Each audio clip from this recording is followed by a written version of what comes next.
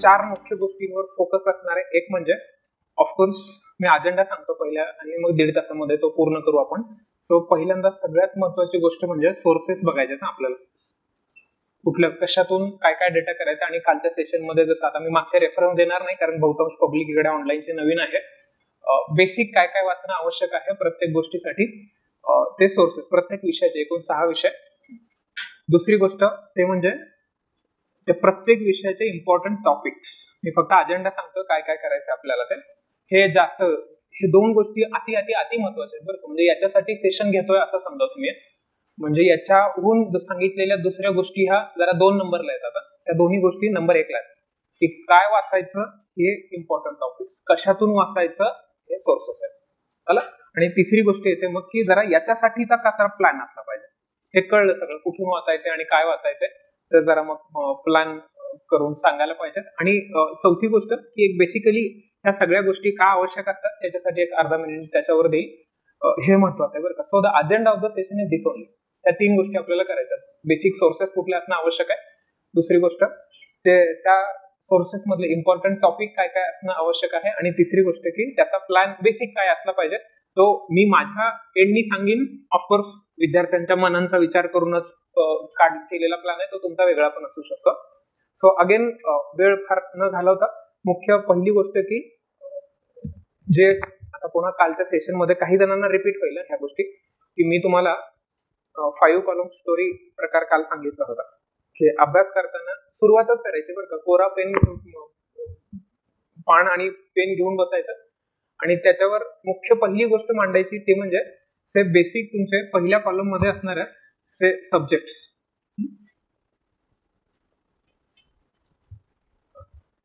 By the way तरी याच्यापूर्वी तरी एक थोडा वेळ घेऊन ते बरं का 1 मिनिट की एमपीएससीची इथं बसलेले आता सगळे काही लोक नवीन आहेत का नाहीत माहित नाही. एमपीएससीचा जीएसचा पेपर असतो, तो 100 प्रश्न असतात. त्या 100 प्रश्नातले आपले किती येणं आवश्यक असतं, मिनिमम 70 येणं आवश्यक आहे. तर आपल्याला कसं तरी कट ऑफच्या पुढे 10 मार्क मिळतील. मागच्या वर्षीचं 117.5 एवढं कट ऑफ. म्हणजे याच्या खालची लोक घेतलेली नाही आहेत बरं काय वर. म्हणजे ज्यांना मार्क्स मिळाले ते 117.5 आणि वर एवढे मार्क मिळालेले आहेत हे सगळे लोक. म्हणजे आपल्याला इथून पुढे किमान 10-12 मार्क एक्स्ट्रा पाहिजेत. 130 जरी आपण म्हणलं की आपलं टार्गेट हे मिनिमम, हे ओव्हर एस्टिमेटेड टार्गेट नाही आहे बरं काय. 130 पडत असतात का वगैरे. लास्ट इयरचा विद्यार्थी 117 वाला शेवटचा असेल तिथं कट ऑफ लाईन मारली ना, तर आपल्याला आता मग मिनिमम 130चं किमान टार्गेट तरी ठेवणं आवश्यक आहे. ते 130 मार्क्स मिळवण्यासाठी बेसिक काय काय करणं आवश्यक आहे हे इकडे सांगतो बरं का सेशन मध्ये. ह्या बेसिक एवढ्या गोष्टी केल्या की 130 पर्यंत पोहोचणं पुढच्या 130-135 दिवसांमध्ये सोपं होत आहे. सो पॉइंट इज ह्या 130 मार्क मिळवण्यासाठी जे 70 प्रश्न आपल्याला बरोबर आणायचे त्याचा प्लॅन करतो ना. ते 70 प्रश्न जर माझे बरोबर यायला सुरुवात झाली इथल्या टेस्टमध्ये असू देत किंवा मागच्या पेपर बघून तुम्हाला कॉन्फिडन्स यायला सुरुवात झाली की आपोआप आयोगाच्या पेपरमध्ये आपल्याला ते मार्क्स मिळणं सोपं जाईल. म्हणून आहे. सो बेसिक सब्जेक्ट पुन्हा अगेन आपल्याला माहिती आहेत एकूण 6 विषय मोठे मोठे डबल मांडणं 6 विषय करतो. म्हणजे प्रत्येक विषयातले पुन्हा उपघटक वेगळे करत बसायला नको. ते आवश्यक आहे करणं अनालिसिस, पण इथे सोर्सेस सांगण्यासाठी म्हणून सब्जेक्ट एकूण 6 विषयात विभागणी करून नंबर 1 ऑफकोर्स से पॉलिटी म्हणूया. दुसरा मराठी मध्ये जे लोक अभ्यास करतायत राज्यशास्त्र. दुसरा विषय से जिओग्राफी प्लस एन्व्हायरमेंट, भूगोल आणि पर्यावरण. से थर्ड सब्जेक्ट इकॉनॉमी.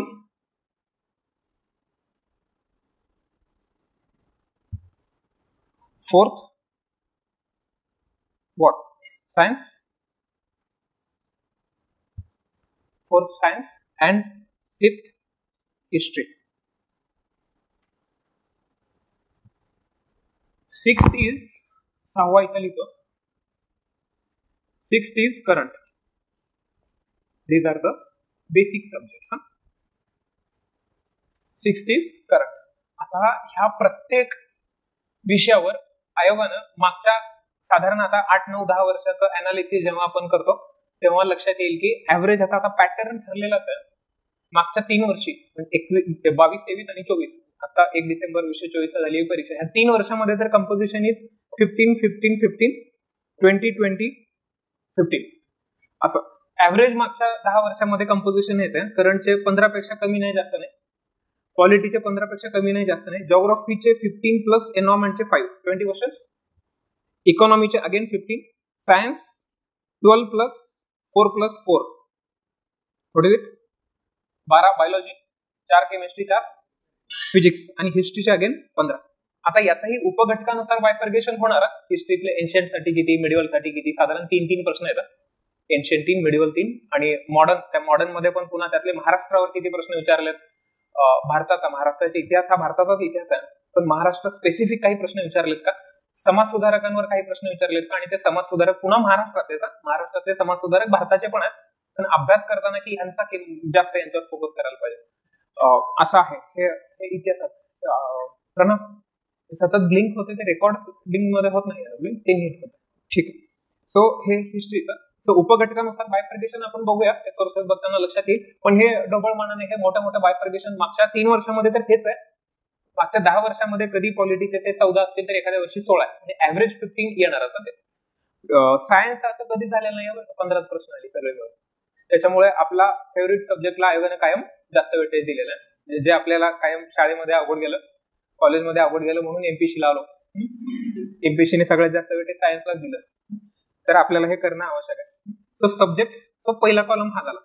आता दुसरा कॉलम, याचे बेसिक रिसोर्सेस काय काय असणं आवश्यक आहे हे लक्षात द्यायला पाहिजे. सो आपण इथे सोर्सेस असं म्हणू.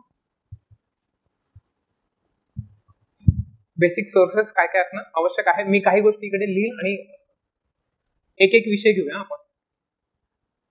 First we will be talking about geography plus environment. म्हणजे ज्या विषयाला थोडंसं कन्फ्युजिंग असतं बरं, हे काय वापरू, किती वापरू सोर्सेस. मी काही गोष्टी तोंडी सांगेन, काही गोष्टी लिहीन पण इकडे. सो एकदा हे 6 विषय पक्के डोक्यात ठेवायचे की ह्या विषयांना एवढं वेटेज आहे. यावरून आपल्याला लक्षात येतं बरं का बरोबर, की कुठल्या विषयाला वेटेज जास्त द्यायचा, ज्याचे जास्त प्रश्न त्याला जास्त वेटेज द्यायचं. काय म्हणलं मी, ज्याला जास्त प्रश्न विचारणार आहेत त्याला, म्हणजे नुसतं जिओग्राफी, एन्व्हायरमेंट आणि सायन्स केलं तरी 80 मार्क मिळतात. मोर दॅन कट ऑफ जेवढं लागणार आहे त्याच्या 70% मार्क्स मिळतात काय, नुसते 2 विषय केले तरी. हे 2 विषय म्हणजे स्किप करून चालणारच नाही कुठलाही विषय. सो पहिला जिओग्राफी, एन्व्हायरमेंट साठीचे रिसोर्सेस काय काय वापरायचे. तर याच्यामध्ये मुख्य आता 3 घटक आहे ना. महाराष्ट्राचा भूगोल येतो, भारताचा भूगोल आहे, आणि तिसरी गोष्ट आहे ती म्हणजे एन्व्हायरमेंटचे काय रिसोर्सेस वापरायचे. सो बेसिक अंडरस्टँडिंग साठी तुम्हाला 2 पुस्तकं आहेत 11वीचे एनसीईआरटीज. तुमच्यापैकी काही लोकांनी वाचल्या असतील नसतील. आता मी हे सगळं पुन्हा पुन्हा म्हणणार नाही बरं का, हे बेसिक आहे, हे सोडून सांगा असा प्रकारच नाही बरं. 11वीच्या दोन्ही एनसीईआरटीज बोथ. सर त्या मराठीत आहेत का, आम्हाला इंग्लिश येत नाही, किंवा मराठीत नाही येत, आम्ही फक्त इंग्लिशच वाचणार आहेत, एनसीईआरटीज मराठीत आहेत, हे इथे एक्सक्युजेस देऊ नका. काय इंग्लिशमध्ये असतील तर इंग्लिशमध्ये वाचा, त्याच्या मराठीमध्ये नोट्स तयार करून घ्या. किंवा मार्केटमध्ये मला माहित नाही आहेत का एनसीईआरटी मराठी आहेत, तर मग मराठीमध्ये एनसीईआरटी विकत घ्या. झालं बोथ. दोन्ही अति महत्वाचे आहेत बरं काय. प्रश्न कव्हर होतात. कोणते प्रश्न आता सांगणार नाही, प्रश्न कव्हर होतात 7 ते 8. 2 एनसीईआरटी मधून काय, 2 एनसीईआरटी मधून 7 ते 8 प्रश्न कव्हर होत आहेत, म्हणून एवढे जास्त महत्वाचे. जीसी लिओनचं पुस्तक अगेन, हे पुस्तक इंग्लिशमध्ये सगळं वाचायचं नाही. पुस्तक 2 भागांमध्ये, 2 पुस्तक नाही आहेत, एकच पुस्तकाचे 2 भाग केलेले आहेत. फिजिकल, आणि पुस्तकच मुळात छोटे बरं. फिजिकल ह्युमन जिओग्राफीचा निम्मा भाग आहे आणि पहिला भाग फिजिकल जिओग्राफीचा आहे. तो फिजिकल जिओग्राफीचा त्यातला पार्ट वाचा. फिजिकल जिओग्राफीचा त्यातला पार्ट वाचायचा. चला, तिसरा सोर्स महाराष्ट्र भूगोल. महाराष्ट्र भूगोलासाठी ऑफकोर्स तुम्ही जे दीपस्तंभ पब्लिकेशनचं पुस्तक वापरताय तेच. सांगतो मी. सर आजपर्यंत काय जे केलं नाही ते सांगितलं. आजपर्यंत सौदी सरांचं वाचत होतो. सौदी सरांची 2 पुस्तकं आहेत. एक महाराष्ट्राचा भूगोल आणि कृषी असं एका पुस्तकाचं नाव आहे, आणि एका पुस्तकाचं नाव आहे भूगोल आणि पर्यावरण. आता हे बेसिक सोर्सेस का बरं सांगितले सांगतो. भूगोलाचं पुस्तक महाराष्ट्राच्या संदर्भामध्ये सौदी सरांचं चालतं का, तर चालतंय. फरक काय सांगतो तुम्हाला मी त्या पुस्तकात. सौदी सरांच्या पुस्तकामधून पण प्रश्न येतात, दीपस्तंभ मधून पण प्रश्न येत आहेत. सौदी सरांच्या पुस्तकातला डेटा तुम्हाला कलेक्ट करावा लागेल, दीपस्तंभने ऑलरेडी करून दिलाय. The basic difference in Laxmikant आणि आपलं चाणक्याचं पुस्तक. डेटा दोन्हीकडे आहे, डेटा कंपाईल करून आपल्या पुस्तकामध्ये दिलेलं आहे, ते वाचायला जरा बरं पडतं. ऑलरेडी सौदी सरांचं जर वाचलेलं असेल आणि हे पुस्तक अजून नवीन घ्यायचं असा काही प्रकार असेल, सौदी सरांचं वाचलंय, नोट्स काढल्यात, तर आता बदलू नका. पण जर अगदी कंपाईल्ड डेटा काही मुद्द्यांसाठी हवा असेल तर दीपस्तंभचं पण तुम्ही वापरू शकता. ऑलरेडी वापरलंय सौदी सरांचं तर हरकत नाही, ते पण चांगलंच पुस्तक आहे, डेटा त्यातूनच येणार आहे. चौथं, आता ह्या सगळ्यांना सांगतो बरं का मी, हे कॉम्प्लिमेंटरी, ह्या सगळ्या गोष्टी रोहिणीताई सेशन मध्ये घेते. म्हणजे 11वी एनसीईआरटी पण कव्हर केलेलं आहे, दोन्ही कव्हर केलेलं आहे, रादर त्याच्या पुढे जाऊन पण डेटा एक्सप्लेन केलेला आहे, अख्खं जीसी कव्हर केलेलं आहे, महाराष्ट्राच्या भूगोला संदर्भातल्या पण गोष्टी कव्हर केलेल्या आहेत. सो त्या जसे जसे आता तुमचे सेशन चालू आहेत ना, तर त्या सेशनच्या नोट्स सदाशिव पेठेच्या लोकांचं ऑनलाईन ऍप्लिकेशनवर टाकलेले आहेत ना, तर त्या सेशनच्या नोट्स ते तुम्ही वाचा आणि त्या सेशनच्या शिकवण्याकडे ऑफकोर्स लक्ष द्यायचंय आणि सेशन मधल्या नोट्स हे एवढं बेसिक करायचंय. हे जिओग्राफीसाठी. चला क्लिअर आहे? किती प्रश्न कव्हर होत आहेत? 15. 7 ते 8 भाई फक्त याच्यावर होत आहेत. 4-5 प्रश्न, 3 प्रश्न जीसी लेव्हल मधून आणि 2-3 प्रश्न जे महाराष्ट्रावर येत आहेत ते ह्याच्या बाहेरचे नाही आहेत बरं. म्हणजे अख्खा जिओग्राफीचे 15 ते 15 प्रश्न सगळं रोहिणीताईचे सेशन्स करा, नोट्स घ्या त्यातल्या, कारण ह्यातल्याच आहेत. आधी तुम्ही वाचा, हे 15 ते 15 प्रश्न तुम्ही त्याच्यातून एक्स्ट्रॅक्ट करू शकता ह्या डेटामधून. म्हणजे एमपीएससी याच्या बाहेर तर टाकणारच नाही. म्हणजे एमपीएससी याच्यातून टाकते का एमपीएससीने टाकलेला डेटा याच्यात सापडतो, काही असू दे, आपल्याला मिळतो ना डेटा, इनफ. मग राहतो एन्व्हायरमेंट हा विषय. 4th,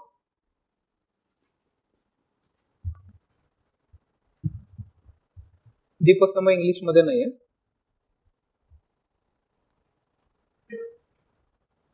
चला, एन्व्हायरमेंटला तुषार घोरपडे सरांचं पुस्तक आहे. 5 प्रश्न आहेत एन्व्हायरमेंटचे, 5 प्रश्न. त्यातलाही तोच डेटा वाचा पीवायक्यू वर आधारित जो आलेला आहे.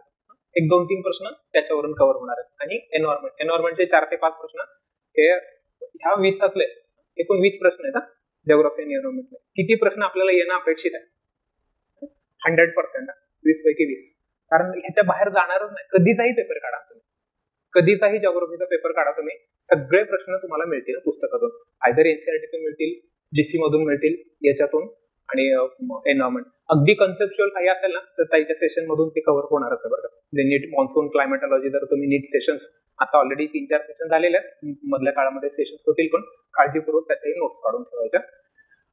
जी लोक चाणक्याला आता नाही आहेत किंवा त्यांना हार्टबीट पण पुढे करणार नाही आहेत, अशा लोकांना हे सेशन्स उपलब्ध नाही आहेत पाहिजे. युट्यूबवर काही सेशन्स करून त्याच्यात 3-4 सेशन्स टाकलेले आहेत बरं का. तर त्या सेशन मधून ते ओपन आहेत, ते सगळ्यांसाठीच आहेत. त्या सेशन मधून पण नीट काळजीपूर्वक नोट्स काढायच्या. चला, सो हे जिओग्राफी आणि एन्व्हायरमेंटसाठी क्लिअर आहे. याच्या व्यतिरिक्त काही करायला जाऊ नका बरं का. आत्ताच असेल तर विचारा की आम्ही याच्या व्यतिरिक्त काहीतरी केलंय, याच्या व्यतिरिक्त काहीतरी केलंय, तर आता मग ते बदलायचं का असं काही असेल तर विचारा. ऑलरेडी आम्ही एन्व्हायरमेंटसाठी काहीतरी श्रीराम आय एस वाचलेला आहे. बाय द वे, ज्यांना इंग्लिश वाचायचं एन्व्हायरमेंट, तर श्रीरामच्या नोट्स मिळतात बरं का बाहेर, चांगलं येतं. रादर ते घोरपडे सरांचं असं म्हणलं नाही पाहिजे, ते ट्रान्सलेशन आहे बरं का. ते environment rather Shriram I S ची पण काही मोनोपॉली नाहीये ना, त्यांनी फक्त डेटा कंपाईल केलेला आहे ना. सो द पॉइंट इज, ज्यांना इंग्लिश मध्ये करायचं त्यांनी करू शकतो. म्हणजे हा विषय ज्यांना इंग्लिश मिडियम मधून अभ्यास करायचा आहे त्यांच्यासाठी हे 3 सोर्सेस महत्वाचे. महाराष्ट्राचा भूगोल इंग्लिश मध्ये करू नका, काय वेळ जाईल. 3-4 प्रश्न आहेत आणि अगदीच इश्यूच आहे की वाचूच शकत नाही मी, मराठीमध्ये वाचूच शकत नाही, अशी काही लोक असू शकतात. त्यांनी ह्या पुस्तकातला रेलेव्हंट डेटा तुमचं तुम्ही ट्रान्सलेट करा, मग वेळ जाणार. अर्ध्या मिनिटात रिव्हिजन. जिओग्राफीचा सेक्शन पाहिलाय, सोर्सेस बघतोय आपण. सोर्सेस 3 सांगितलेत, 11वीच्या दोन्ही एनसीईआरटीज, जीसीतला फिजिकल पार्ट, त्यातलंही तुम्ही पीवायक्यू बघून करू शकता. तिसरा सोर्स सांगितला महाराष्ट्र भूगोलसाठी दीपस्तंभ. ऑफकोर्स ह्या सगळ्याला धरून रोहिणीताईचे सेशन्स नोट्स ते करायचं. चला, आणखीन एक मी बेसिक सांगतो बरं का, म्हणजे मिस नको करायला, काहीच मिस नको करायला. हाताशी 140 दिवस आहेत, 138 आता. तर राज्यसेवा म्हणजे आता जी ऑब्जेक्टिव्ह अजूनही आता पुढच्या वर्षीपासून म्हणजे तुमच्या अटेम्प्ट पासून होते ना सब्जेक्टिव्ह, तर आधीचा ऑब्जेक्टिव्ह पॅटर्न, त्याचे मेन्सचे पेपर काय तुम्हाला मिळतील, उपलब्ध होतील ते. त्याचे मेन्सचे पेपर मागच्या 4-5 वर्षाचे पेपर्स काढा. त्यातला GS1 मध्ये बघा, हा GS1 मधला जिओग्राफीचा भाग 60 प्रश्न येतात दरवर्षी.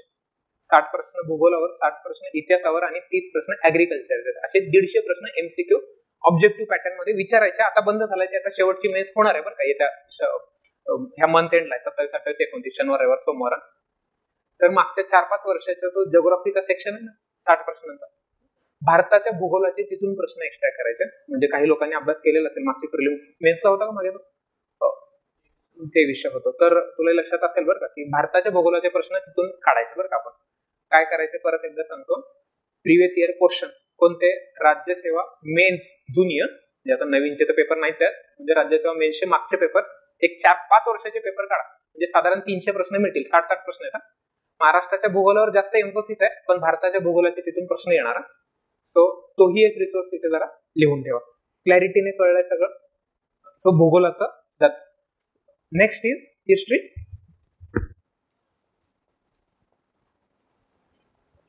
आता एकूण 3 घटक, उपघटक म्हणा. नंबर 1 एन्शियंट, मिडिवल,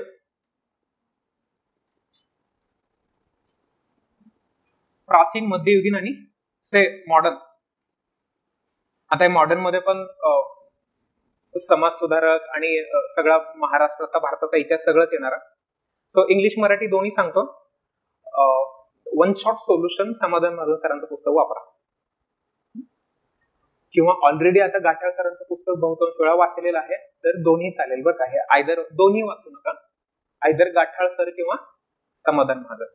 काहीच वाचलेलं नाहीये, समाधान महाजन हातात घ्या. ऑलरेडी गाठाळ सरांचं वाचलंय पुस्तक, नोट्स बिट्स काढून ठेवलेलं आहे, अंडरलाईन केलंय, तर गाठाळ सरांचं पण पुस्तक चांगलं आहे. पण नसेलच केलं तर रेकमेंडेड इज समाधान महाजन सरांचं. समाज सुधारक वगैरे सगळं कव्हर होतंय त्याच्यातून. एक गाठाळ, महाल, दोन्हीपैकी कोणतं वापरू हे अगेन डिपेंड्स ना, सुरू केलं का नाही सुरू केलं. नसेल सुरू केलं हे वाचा.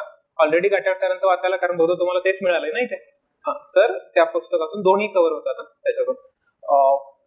एन्शियंट मिडिवल साठी ऑफकोर्स आपलं चाणक्यचं पुस्तक आहे, अनिल नागणे सरांचं सुंदर पुस्तक आहे बरं का. एन्शियंट मिड त्याच्या बाहेर येणार नाही. सो ही 2 पुस्तकं आणि 11वी स्टेट बोर्ड, दोन्ही इंग्लिश मराठी दोन्हीच आहे ना ते. 11वी स्टेट बोर्ड कोळून आहे बरं पुस्तक, अति महत्वाचं पुस्तक आहे. सो हे बेसिक रिसोर्सेस. ज्यांना इंग्लिश मधून करायचंय, बेसिक लक्षात आला, ज्यांना इंग्लिश मधून करायचंय त्यांनी लुसंटचं पुस्तक आहे बरं का एन्शियंट मिडिवल साठी. खूप सुंदर पुस्तक केलंय त्यांनी. लुसंट जीके नाव पुस्तकाचं आहे.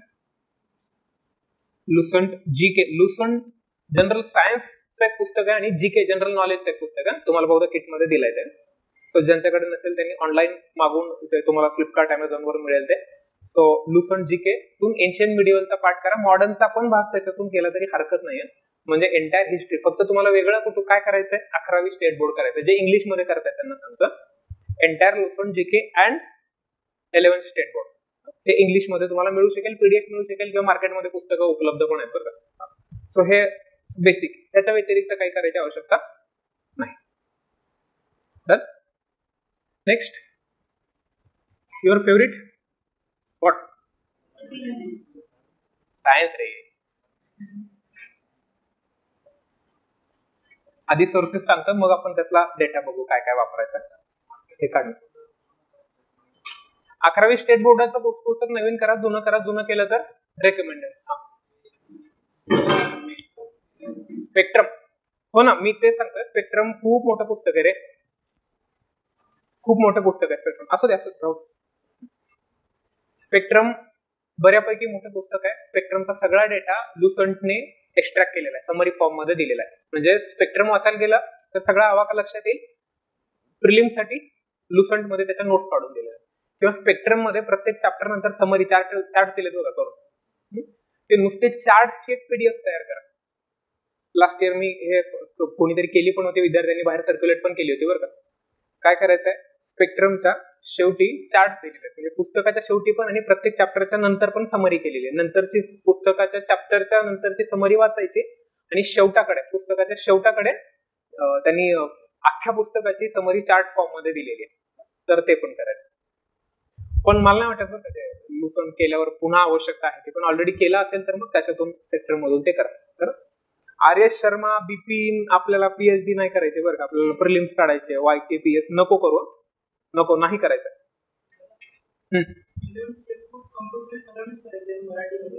सगळ्यांना करायचे, सगळे 11 स्टेट बोर्ड आत्ताच म्हणलं की त्याच्याशिवाय म्हणजे जाऊ नका पेपरला बरं का. जायचं असेल तर पुस्तक घेऊन जा सोबत. एक आमचं वाचायचं राहिलंय, कारण प्रश्न त्याच्यातून येणार आहे माहितच आहे. आमचं वाचायचं राहिलं, थोडं थांबा म्हणायचं, ते आलेले 2-3 प्रश्न बघायचे, गोळे करायचे, मग बाहेर नेऊन ठेवायचं पुस्तकात. काय का सायन्स अगेन, सायन्स साठी इंग्लिश वाल्यांसाठी सांगतो पुन्हा तेच पुस्तक, लुसन जीके. झालं इंग्लिश वाल्यांसाठी.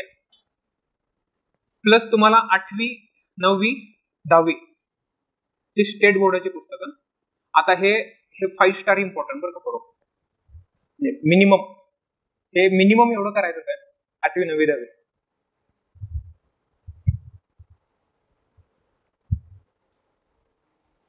त्याला तुम्हाला भस्के सरांचं पण पुस्तक बरेच जण सांगतील, खूप मोठं पुस्तक आहे आणि 50% त्याचा आउटपुट रेशो आहे पुस्तकातला.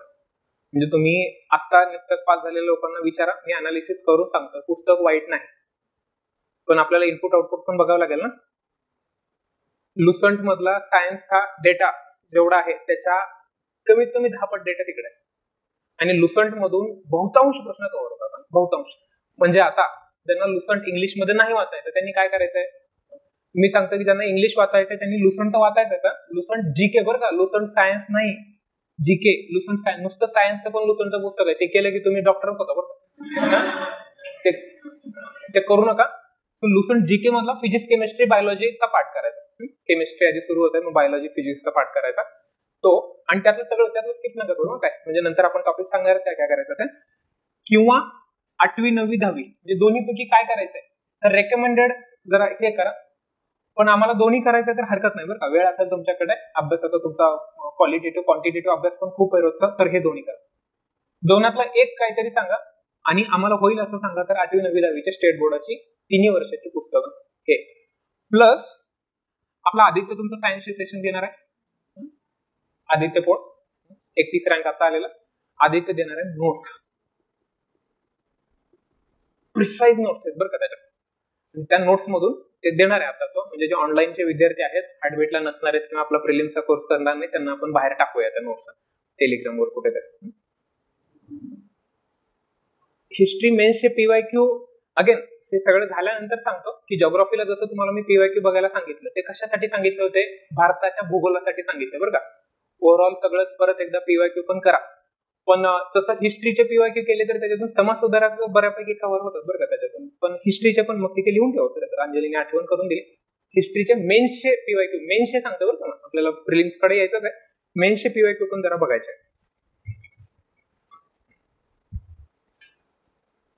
झालं सायन्स 8वी, 9वी, 10वी आणि आदित्यच्या नोट्स, लुसंट जीके आणि 8वी, 9वी, 10वी आणि आदित्यच्या नोट्स. तुम्हाला 20 पैकी 22 प्रश्न बरोबर येणार बरं का तुमचे, इनफच आहे. तुमच्या आदित्यचे काही सेशन झालेत ना, लक्षात आलंच असेल ना आता तुम्हाला, दिलेत ना काही नोट्स, मग आणखीन देणार आहे, आणखीन कंपाईल करून आणखीन चांगला अभ्यास करून आलाय तो. काय होतं जे आता बोलणं झालं माझं त्याच्याशी, तो म्हणलाय की मी देणार आहे आता हार्डवेटचं. पहिलं सायन्स तिकडे ऑनलाईनला सायन्स सुरू होतं, मी इकडे इकॉनॉमी बोधा तुमचं सुरू होईल उद्यापासून. ठीक आहे, सायन्स डन. एवढ्यातून होईल का, ऑफकोर्स होणार आहे बरं का. 17-18 प्रश्न तर हे बेसिक ह्याच्यातूनच कव्हर होतील बरं का तुमचे. हे का वाचायचंय, कारण ते प्रकरण अवघड जाते ना आपल्याला, हे सायन्सचं लफडं आपल्याला अंगावर पडलंय आपल्या, आता काय करायचं, निभावायचंय. त्याच्यामुळे 8वी, 9वी, 10वी स्वतः वाचा, नोट्स काढा, आणि मग सेशन केल्यावर तुम्हाला ह्या नोट्स मिळतीलच. सो बेसिक आहे, काहीच करायचं नाहीये, एक काहीतरी सांगा, लुसंट कर आणि परीक्षा जावा. कुठला विषय पुढचा, जिओग्राफी एन्व्हायरमेंट झाला, सायन्स झाला 20, 40, आणि आता हिस्ट्री पण झाला, आता इकॉनॉमी.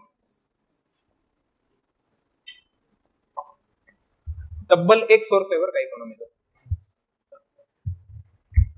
देसले सरांचा ऑफकोर्स मयूरने नोट्स दिलेल्या असतील किंवा सेशन मध्ये देईल पण प्रिसाईज टॉपिक वाईज नोट्स तुमच्या त्या नोट्स देसले सरांचं पुस्तक. याच्या बाहेरचे प्रश्न नाहीत आले, याच्या बाहेरचे प्रश्न थ्योरीज वेरीज कोणालाच येत नाहीत बरं. त्याच्यामुळे काही आवश्यकता नाहीये वेगळं काही करत बसायचे. कालच्या सेशन मध्ये जसं म्हणलं तसं की अशा थ्योरीज आणि अशा अवघड प्रश्नांवरून पेपर जज नाही करायचा की हे we are bound to fail in this questions. त्याच्यामुळे फार काही असं वाईट वाटून देऊ नका अशा प्रश्नांसाठी. पार्ट 1 का पार्ट 2 ते भाग 1 पहिला भाग करा देसले सरांचा, भाग 2 नाही. सांगतो. दोन्ही भाग 1000 पानं होतात दोन्ही भागांचे. दुसऱ्या भागातले 2-3 टॉपिक आहेत ते लोकसंख्या आणि ते इनवे ते सगळीकडे कव्हर होतात बरं का. त्याच्यामुळे दुसरा भाग त्याच्यासाठी वाचायला घ्यायची अशी आवश्यकता नाहीये. मी तुम्हाला PYQ मध्ये सांगेन त्या गोष्टी. नोट्स मध्ये मी म्हणूनच सांगितलं रे की हे देसले आणि मयूरचे नोट्स.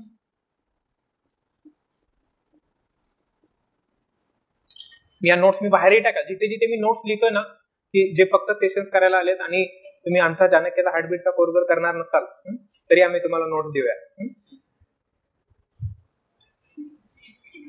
करा प्रमोशन करा. Economy done. इंग्लिशमध्ये इकॉनॉमीसाठी again rely on the notes. Nitin Singhania वाचायला जाऊ नका, काहीच येणार नाही बरं का त्यातलं. म्हणजे एमपीएससीच्या प्रिलिम मेन्सला नितीन सिंघानिया शिवाय दुसरा सोर्स नाही तुमच्याकडे. सो प्रिलिम्सला इकॉनॉमीसाठी इंग्लिश मधून काय करू, तर मी नितीन सिंघानिया वाचून जाऊ का, तर मी काही आता आपल्याला जे पुढे इकॉनॉमी मधलं काय करू तर तेवढे टॉपिक तुम्ही नितीन सिंघानिया मधून वाचू शकता. ते अख्खं नितीन सिंघानिया मध्ये निम्म तर त्याच्यात ॲग्रॉनॉमीच आहे रे, आहे का नाही ते इकडे नाहीये ना आपल्याला. त्याच्यामुळे मी जे टॉपिक सांगेन मग जर नसेलच वाचता येत तुम्हाला मराठी, इकॉनॉमी मराठीतून नाहीच येते वाचायला आम्हाला, तर नितीन सिंघानियातले तेवढे टॉपिक फक्त आता पुढचा जो भाग आहे सांगणार आहे तेवढे करायचे बेसिक इकॉनॉमी मध्ये. नेक्स्ट इज व्हॉट काय राहिलं, पॉलिटी. आपलं चाणक्याचं पुस्तक. माझं नाव खोडलं तरी हरकत नाही बरं का माझी त्याच्यावर पण, की मग आम्हाला नाही वाचायचं तुमचं पुस्तक. बरं अगेन ऑन सिरियस नोट, जर आम्ही लक्ष्मीकांत केलं असेल तर पुन्हा याच्यावर शिफ्ट व्हायचं का नाही. ऑलरेडी लक्ष्मीकांत सरांचं पुस्तक केलेलं असेल तर आता वाचत राहा बरं का, आता बदलू नका पुस्तक. कारण ते नुसतं पुस्तक वाचणं म्हणजे पानं वाचणं नाही बरं का, ते पिक्टोरियल मेमोरीज क्रिएट व्हायला पाहिजेत रिव्हिजन करून. त्या आता होत नाही, तर नवीन पुस्तकं आता हातात घेऊन. त्याच्यामुळे पण जर नाहीच वाचलं, काहीच वाचलेलं नाहीये, चाणक्याचं पण वाचलेलं नाही आणि लक्ष्मी सरांचं पण वाचलेलं नाही, तर मग रेकमेंडेड इज की आपलं चाणक्याचं करा.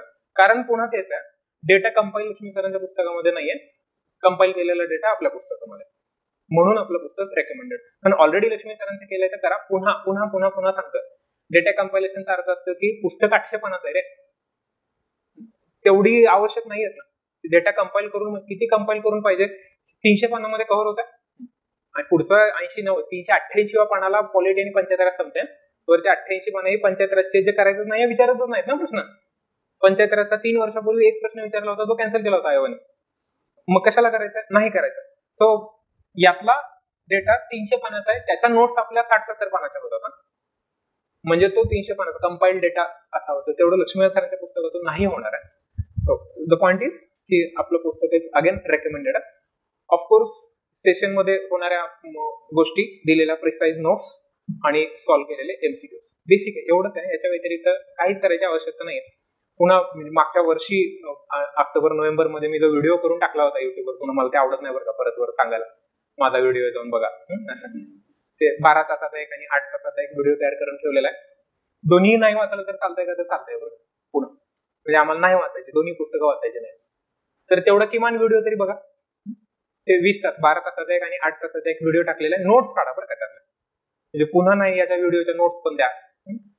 तर त्याचा नीट नोट्स काढा, नीट मुद्दाम तिथे पीपीटी पहिल्या 2 टॉपिकच्याच केलेल्या आहेत बरं का त्या व्हिडिओमध्ये, हिस्टॉरिकल बॅकग्राऊंड आणि मेकिंग, कारण तो प्रचंड फॅक्च्युअल डेटा असल्यामुळे केले होते. बाकी सगळं मी स्वतः हाताने लिहिलंय बोर्डावर, मुद्दाम की तुम्हाला नोट्स नीट काढता यावे म्हणून. सो ते इनफ आहे ना तेवढं. मग आता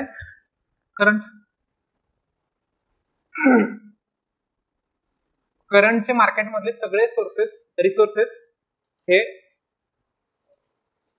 व्हिडिओ नाही भेटला, हे युट्यूबवर क्वालिटी, माझं नाव टाका पुन्हा, आता काय करणार. आणि येणार बरं का म्हणजे व्हिडिओ तिथे 11 तासाचा व्हिडिओ आहे तो. सो करंटसाठी काय, मार्केटमधले सगळे सोर्सेस करंटसाठी म्हणजे काय, तुम्ही सिम्प्लिफाईड करता का परिक्रमा करता की इयरली, कुठलाही इयरली, हे सगळे मार्केटमधले हे सोर्सेस प्लस न्यूजपेपर प्लस आपले चाणक्यचे सोर्सेस, लोकराज्य आणि हे सगळ्या गोष्टी एकत्र करून चाणक्यचे आपण कंपाईल केलेत मंथली शीट्स चाणक्यच्या. मी तुम्हाला कालच्या अभ्यास महोत्सवाच्या सेशन मध्ये सांगितलं होतं आपल्याला जून टू जुलै असं 14 महिन्याचा अभ्यास करायचा बरं का. जून टू जुलै 14 महिने होता ना. जून 2024 ते जुलै 2025 ह्या 14 शीट्स, प्रत्येक शीट 40 ते साधारण 50 पानाची, प्रत्येक शीट साधारण 40 ते 50, त्याच्यामध्ये सगळा डेटा कंपाईल केलेला आहे. हे आता आपले जे सेशन दर आठवड्याला सायन्सचे होणार आहेत त्या सेशन करंटचे त्यात मी ते देणारच आहे. आपण बाहेर पण विद्यार्थ्यांसाठी ते देणार आहोत. आवाज येत नाहीये बाय द वे, तिकडे पण जरा इश्यू असू शकतो तुमच्या साईडला. देन रिसोर्सेस, वेळ गेला बरं त्याच्यात खूप. हे बेसिक रिसोर्सेस हा, एकदा फक्त नजर घाला सगळे रिसोर्सेस नीट आलेत का. पहिला विषय आपण जिओग्राफी घेतला होता, 11वीच्या दोन्ही एनसीईआरटी, जीसी, दीपस्तंभ, त्याच्या नोट्स किंवा सेशन्स आणि राज्यसेवेचे मुख्य परीक्षेचे प्रश्न, व्हेरी इम्पॉर्टंट.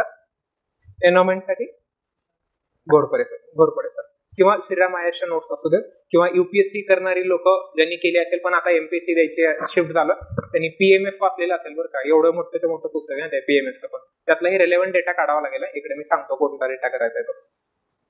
हा, नंतर विषय घेतला होता आपण हिस्ट्री.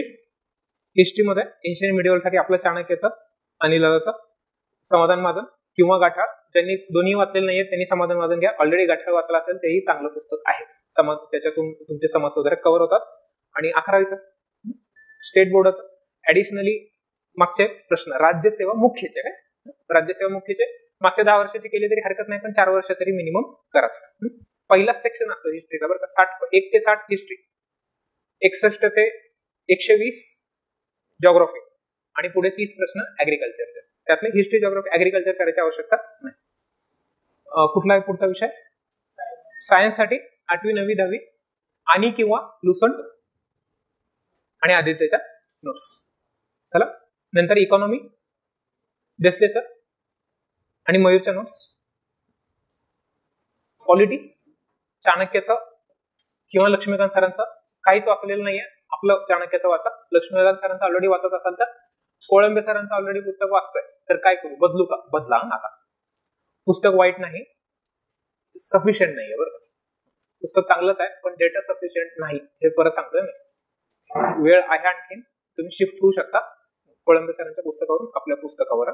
ते पुन्हा तुम्हाला वाटणं शक्य आहे की तुमचं आहे म्हणून म्हणताय का, असं शक्य आहे वाटणं, हे ह्युमन बिहेवियरच आहे बरं का, की मन आपली अशीच काम करतात, नाही करायला पाहिजे. पण मी तुम्हाला पुन्हा पुन्हा सांगतोय, हे पुस्तक चाणक्यचं नसलं असतं, पब्लिशर दुसरं कोणी असलं असतं, लेखक कोणी दुसरा असला असतं तरी मी तेच सांगितलं असतं, तशाच फॉर्मॅटमध्ये असतं.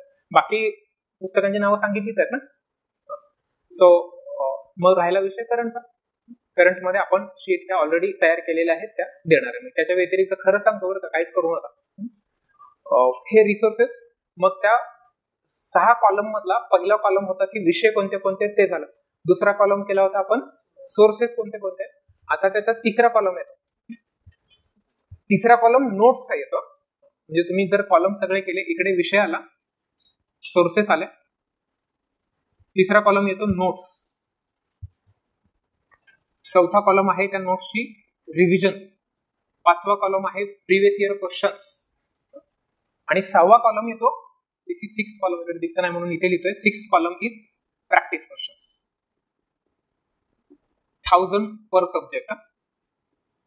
PYQ से लास्ट 10 इयर्स, किमान 10 वर्षाचे. सब्जेक्ट बघून झाले, सोर्सेस बघून झाले. आता प्रत्येक विषयाच्या काढलेल्या पाहिजेत नोट्स. सगळी पुस्तकं तर आदल्या 2 दिवसामध्ये तुम्ही रिवाइज करू शकत नाही ना. नोट्स अति महत्वाचा आहे बरं का, हा भाग आवश्यकच आहे. नोट्स असणं, विदाऊट नोट्स परीक्षेला जाऊ शकत नाही तुम्ही. रिव्हिजन इम्पॉर्टंट असते त्या नोट्सची, कारण रिव्हिजन करायची नोट्सची, पुस्तकाची नाही. आणि मग रिव्हिजन करायचे, त्या रिव्हिजनला आपण नाव दिलं होतं अबोव्ह एव्हरेज टाइम रिव्हिजन. ते बघू कसं करायचे ते, अबोव्ह एव्हरेज टाइम रिव्हिजन.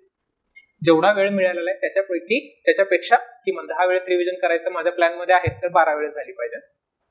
10 वेळेस रिव्हिजन करायची ठरलं असेल तर 12 वेळेस रिव्हिजन करायचे. Revision previous year question of course मिळणार आहेत. प्रिव्हियस इयर कशाचे? राज्यसेवेचे प्रिलिम्सचे. राज्यसेवेच्या प्रिलिम्सचे प्रश्न अनालिसिस करायचं. PYQ अनालिसिस मागच्या 10 वर्षाच्या पेपरचं. तेच आता पुढे मुद्दा तोच आहे. 21,000 कोटी वाचायचं नाही, उशाला घेऊन झोपायचं बरं का ते. त्यातले प्रश्न तुम्ही प्रॅक्टिस क्वेश्चन म्हणून वाचले तर हरकत नाही. प्रॅक्टिस क्वेश्चन म्हणून करा. अनालिसिस आपल्याला जी परीक्षा द्यायची त्याचं करायचं. प्रॅक्टिस क्वेश्चन 1000 प्रश्न, किमान एका विषयाचे 1000 प्रश्न सोडून झाले पाहिजेत. हे आपल्याकडे टेस्ट सिरीज आणि हे होणारच आहेत. मागच्या वर्षीच्या पण टेस्ट सिरीज झालेल्या त्यात ते पण प्रश्न देईल. 1000 काय 2,000 प्रश्न, भरपूर प्रश्न आहेत आणि ते क्वालिटी प्रश्न आहेत आपल्याकडे काढलेले. आणि तुम्ही वेगवेगळ्या परीक्षांचे मग घेऊ शकता बरं काही प्रॅक्टिस करायला ते प्रश्न. So practice question. So this is the 5 or 6 column strategy. आता मग येऊ की एक एक विषय त्यातलं महत्वाचं जरा काय काय आहे हे महत्वाचं बरं का आता हा भाग, की एक एक विषय आणि त्यातलं महत्वाचं जरा मी काय काय करू. सो अगेन पहिल्यांदा आपण जिओग्राफी एन्व्हायरमेंटच घेऊया. जिओग्राफीसाठीचे महत्वाचे टॉपिक.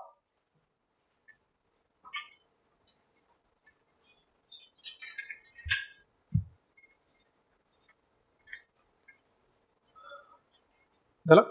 आता हे महत्वाचे टॉपिक कसे काढलेले आहेत सांगतो. आपला दीपक तुमच्याच बॅचचा आणि प्रतीक्षा यांनी केलेले, तुमच्यापैकी पण काही लोकांनी केलेले असतील, की मी त्यांना म्हणलं होतं की 2016 ते 2024 पर्यंत एकूण 9 वर्षाचे मागचे पेपर बघायचे राज्यसेवेचे. ते तुम्ही भूगोलाचा सेक्शन काढला. भूगोलाचे 15 प्रश्न, एन्व्हायरमेंटचे 5 प्रश्न. 2016चे भूगोलाचे 15, 17चे भूगोलाचे 15, 18चे भूगोलाचे, असं 24 पर्यंत. चला, तर 16च्या भूगोलाचा पहिला प्रश्न घ्यायचा. तो पहिला प्रश्न कुठल्या कॉन्सेप्टवर आलाय ही कॉन्सेप्ट लिहून ठेवायची. दुसरा प्रश्न कुठल्या कॉन्सेप्टवर आलाय, कॉन्सेप्ट लिहून ठेवायची. तिसऱ्या प्रश्नाची कॉन्सेप्ट. आता प्रश्नामध्ये कॉन्सेप्ट ह्या 4-5 पण असू शकतात ना, मल्टिपल स्टेटमेंट असल्यामुळे. तर हे सगळं 16 ते 24 पर्यंत करायचं हे भूगोलाचं. म्हणजे अशी यादी मोठीच्या मोठी होईल बरं का तुमची. 80-90 कॉन्सेप्ट निघतील. पण त्या 80-90 कॉन्सेप्ट ह्या ओव्हरलॅपिंग आहेत. कारण या वर्षी विचारलेल्या कॉन्सेप्टवर पुढच्या वर्षी प्रश्न येऊ शकतो, आलेलाच असतो ऑफकोर्स. ते ओव्हरलॅपिंग कॉन्सेप्ट बाजूला करून युनिक टॉपिक काढलेले आहेत बरं का, की ह्या युनिक टॉपिकवर रिपीटेडली मिनिमम प्रश्न विचारलेलेच आहेत. 16 ते 24 अनालिसिस सांगतो बरं का. म्हणजे आता टार्गेटेडच अभ्यास करायचा आहे, तर पहिले मिनिमम हे टॉपिक करायचे आणि मग उरलेला रिसोर्सेस मधून वाचून घ्यायचं. मिनिमम हे एवढे टॉपिक आधी करायचे आणि मग रिसोर्सेस वाचायला सुरुवात करायची. आता तुम्हाला प्रश्न पडेल की PYQ वरूनच करायचंय, तर मग आपलं अनालिसिस किंवा मार्केटमधलं कुठलंही ते विश्लेषणाचं पुस्तकच वाचलं तर हरकत नाही का? मग असा एक अर्थ होतो ना त्याचा, की जर नुसते हे PYQ मधलेच टॉपिक असतील तर ते विश्लेषणाच्या पुस्तकामध्ये दिलेले आहेत ना, सगळे खाली एक्सप्लेन केलेले आहेत ना. मग त्याच्यातून सगळा अभ्यास होतो का? रेफरन्स पुस्तक वाचायची काय आवश्यकता आहे? मागच्या 9 वर्षामध्ये जर एवढ्याच टॉपिकवर सतत प्रश्न विचारलेले आहेत, तर 10व्या वर्षी पण याच्यावर विचारणं अपेक्षित आहे ना. एखाद दुसरं फक्त मागे पुढे होईल असं होत नाही, कारण त्या विश्लेषणाच्या पुस्तकामध्ये तेवढीच फक्त कॉन्सेप्ट एक्सप्लेन केलेली असते. म्हणजे काय, समजा गव्हर्नरवर प्रश्न आला, पहिला वाक्य आहे, स्टेटमेंट आहे की गव्हर्नरचा कालावधी हा राष्ट्रपतीच्या मर्जीने ठरलेला आहे. दुसरं आहे की त्याची नियुक्ती राष्ट्रपती करतात. तिसरं वाक्य आलं की त्याला पदावरून दूर करण्याची पद्धत राज्यघटनेमध्ये अमुक अमुक पद्धत सांगितलेली आहे. तिसरं वाक्य चुकीचं आहे आपल्याला कळलं, उत्तर पण लिहिलं तुम्ही. एक्सप्लेनेशन मध्ये काय दिलं, त्याचा कालावधी एवढा असतो, नियुक्ती राष्ट्रपती करतात, नियुक्तीची पद्धत काय असते, ते तिकडे मुख्यमंत्र्याला राज्याच्या मुख्यमंत्र्याची सल्लामसलत करायची असते, कन्व्हेन्शन आहे ते. त्या राज्याच्या बाहेरील व्यक्ती पाहिजे, घटनात्मक क्वालिफिकेशन सामूक आहेत, 35 वर्ष पाहिजे, भारताचा नागरिक पाहिजे, हे एक्सप्लेन केलेलं आहे. झालं. मग हे स्पष्टीकरणातून एवढंच कव्हर झालं. पुढच्या वर्षी गव्हर्नर या टॉपिकवर वेगळा प्रश्न विचारला जाऊ शकतो ना, हे सोडून. म्हणून पुस्तक वापरायचं. लक्षात आलं कसं ते? म्हणजे नुसतं PYQच्या त्या स्पष्टीकरणाच्या पुस्तकातून कव्हर होणार. PYQच्या स्पष्टीकरणाच्या पुस्तकातून तो फक्त त्या वर्षीचा डेटा फक्त एक्सप्लेन होतोय. त्याच्या आजूबाजूचं की गव्हर्नरची पोझिशन समजा आपण कुठून बॉरो केली, त्या एक्सप्लेनेशन त्याच्यामध्ये नाही आहे ना. मग की गव्हर्नरची नेमकी मुख्य कार्य काय असतात जे विचारले जाऊ शकतात, की he work as the chancellor of the universities. सोबतच मग पुस्तकामध्ये हा पण डेटा मिळतो की जर गव्हर्नर राज्यातल्या विद्यापीठांचा चान्सलर असेल, कुलपती असेल, तर केंद्रीय विद्यापीठांचा कुलपती कोण असतो, असं आपल्याला पुस्तकामध्ये डेटा मिळणार बरं का, जो पुढच्या वर्षीच्या प्रिलिम्सला येऊ शकतो. कोण असतो? राष्ट्रपती नाही, उपराष्ट्रपती असतो. उपराष्ट्रपती केंद्रीय सेंट्रल युनिव्हर्सिटीचा चान्सलर असतो तो, सगळ्या सेंट्रल युनिव्हर्सिटी. हा एक्स्ट्रा डेटा पुस्तकातून मिळाला, म्हणून पुस्तक वाचणं आवश्यक आहे. झालं. सो जिओग्राफीचे असे कुठले टॉपिक आहेत की जे मल्टिपल टाइम रिपीट झालेले आहेत. म्हणजे हे बेअर मिनिमम की एवढं कॉमन मिनिमम प्रोग्राम म्हणायला आपण जे आता करतोय सीएमपी. कॉमन मिनिमम प्रोग्राम काय असला पाहिजे जिओग्राफी आणि एन्व्हायरमेंटचा. तर number 1 topic number 1 origin of the earth. इंग्लिशमध्ये लिहून घ्या सगळेजण, तुम्हाला मराठी अर्थ माहिती आहेत बरं का या सगळ्या गोष्टींची.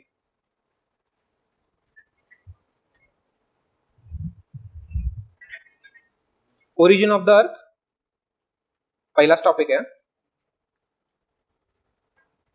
झाला. सोलर सिस्टम, त्यातच सोलर सिस्टम, त्याला एबीसी करा.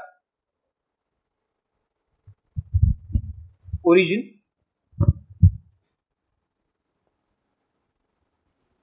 सोलर सिस्टीम पण आलं त्याच्यामध्ये. इंटेरियर ऑफ द अर्थ,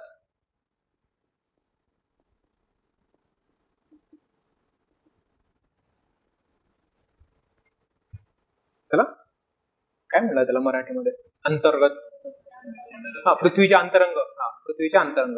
चला. नंबर 2 वारे, विंड्स, प्रकार, स्थान, दिशा etcetera. Types, locations, the directions. वारे, त्याचा जरा मॅप नीट बघून घ्यायचं बरं का.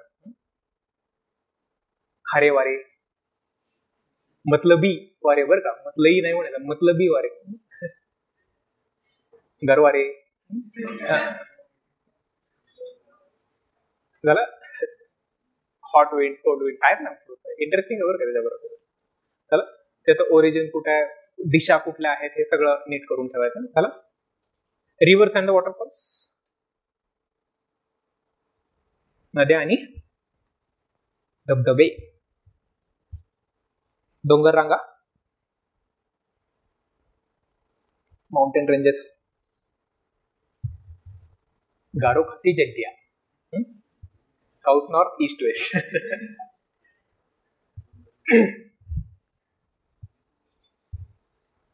सातपुडा, सातमाळा, महादेव, बालाघाट. असं क्रमाने लावा असं विचार, किंवा कोणत्या नद्या कोणत्या डोंगर रांगांमधून वाहतात असं वगैरे वगैरे ते येणार. नेक्स्ट इज पॉप्युलेशन, लोकसंख्या. Special emphasis on the Maharashtra, भूगोलामध्ये सांगतोय. इकॉनॉमी मध्ये हे रिपीट होतं बरं का. पॉप्युलेशन हे मी लिहित नाही बरं का, आता सगळं मी फक्त तोंडी सांगतो. आता पॉप्युलेशन पॉलिसी तिथं लिहून ठेव बरं का, कंसात.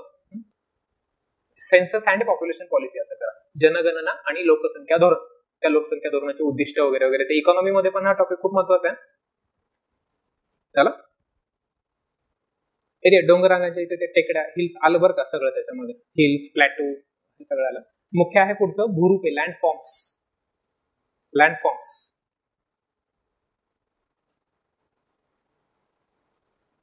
लँडफॉर्म्स. सॉइल, नेक्स्ट आहे माती, रॉक्स, खडक, कोल.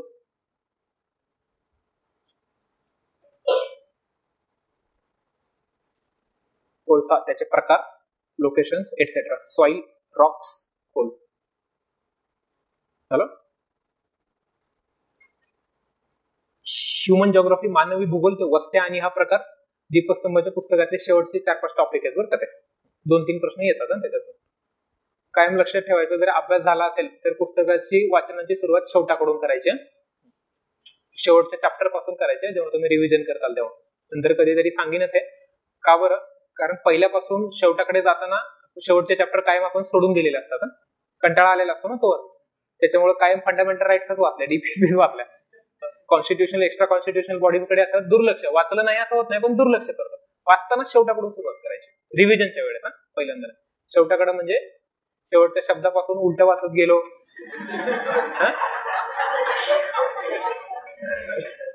नाही करायचं आपल्याला. पेपर मराठी आणि इंग्लिश मध्ये आहे. झाला.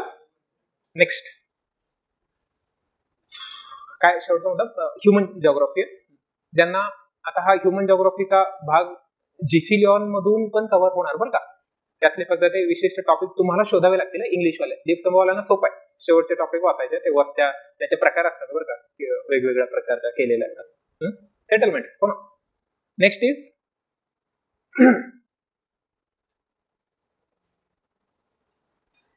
Earthquake, volcanoes, trenches. खरं तर पहिल्या टॉपिक मध्ये येणार आहे, पण तरी लिहून ठेवा. भूकंप, ज्वालामुखी आणि ट्रेंचेस. ट्रेंचेसला काय म्हणायचं? गर्ता. हो बरोबर आहे. Trenches, earthquake, वोल्कॅनोस.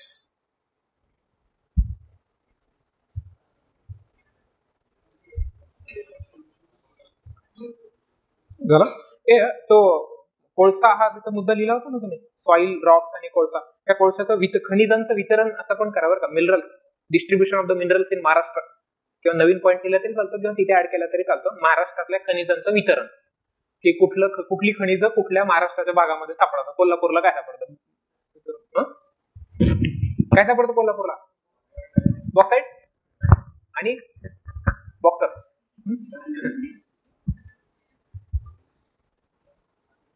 Next, latitude, longitudes.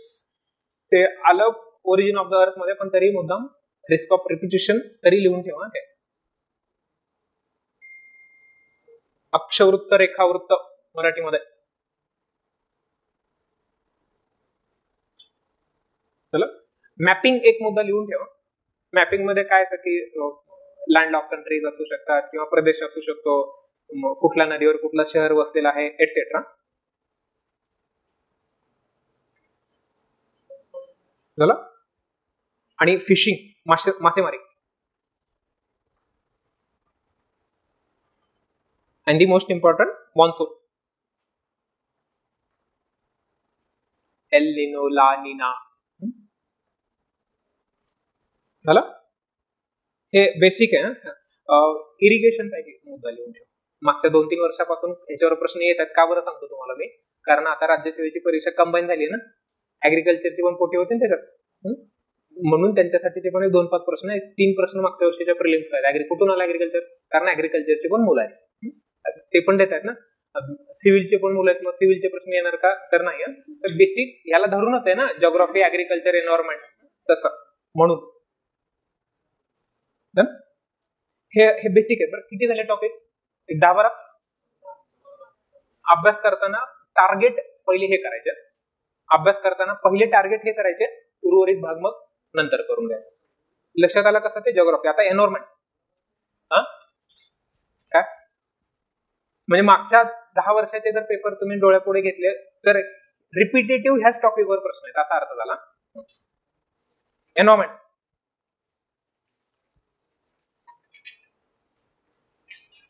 Ecology / biodiversity, जैवविविधता, बायोडायव्हर्सिटी, ओझोन. एक प्रश्न ठरलेलाच आहे बरं का, आपल्या इथं दीपक लिहून पण ठेवले. एक प्रश्न फिक्स, मिनिमम एक प्रश्न फिक्स आहे.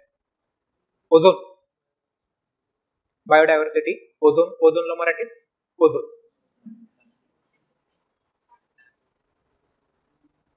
चला. अभयारण्य, त्याचं ठिकाण, राज्य कुठलं आहे ते. सँक्च्युरीज अँड द स्टेट, जोड्या लावा. नोकरेक कुठं आहे अभयारण्य? ते नॅशनल पार्क, मेघालय. असं जोड्या लावा मध्ये येतं बरोबर. पोल्युशन, प्रदूषण, जागतिक तापमान वाढ आणि ग्रीन हाऊस गॅसेस. ते लिहूनच ठेवा बरं का तिथे. हरितगृह वायू, temperature rise, global temperature rise and green house gases, प्रदूषण. चला. वेगवेगळे project, project elephant, project tiger, अशी सगळ्या वेगवेगळे कायदे एन्व्हायरमेंट मधले, त्या चार्टच करून ठेवायचा. सगळ्यात महत्वाचा एन्व्हायरमेंट प्रोटेक्शन वाला कायद्यांचा दिलाय चार्ट. हे बेसिक. पुन्हा बायोडायव्हर्सिटी प्रोटोकॉल वेगवेगळे येतो सहित सुरुवात होते तिथून. वसुंधरा परिषद,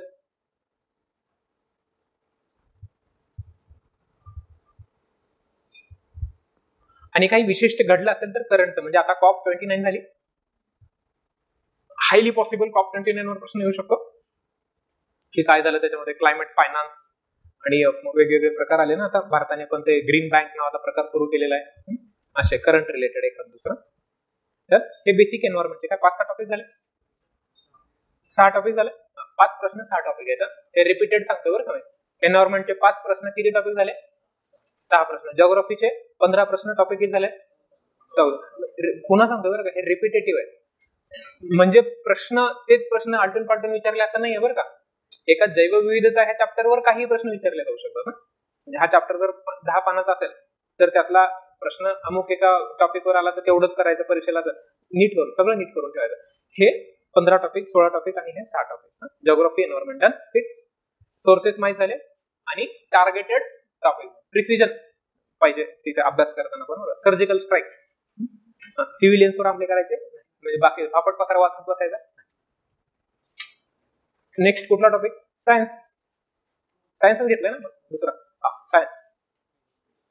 हिस्ट्री घेतला. हिस्ट्री घ्या मग आधी. हिस्ट्री सिक्वेन्स चुकवायला नको.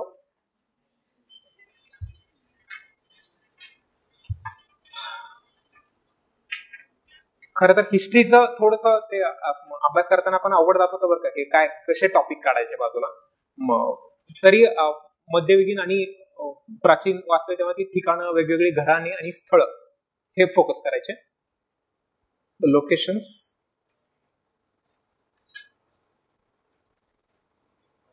ते चार्ट करून दिलेले आहेत बरं का, की कोणी शोध कशाचा लावला आणि हे ठिकाण कुठं आहे. हा आपल्या पुस्तकात आहे सगळं हे. फक्त आपल्याला ते प्रिसाइजली ते टार्गेट करायचं. प्राचीन मध्ययुगीन मधलं संस्थापक कोण आहेत, अमुक अमुक घराण्याचे वगैरे वगैरे ह्या गोष्टी. डायनेस्टीज वेगवेगळ्या. Mahajanapada very very very important.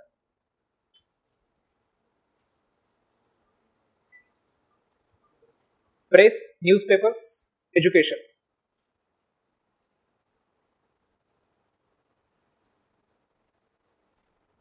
वृत्तपत्र, मीडिया म्हणजे समाज माध्यम आणि शिक्षण. रिपिटेशन जरा कमी आहे इतिहासामध्ये. गांधी युग 1915 ते 47-48 पर्यंत.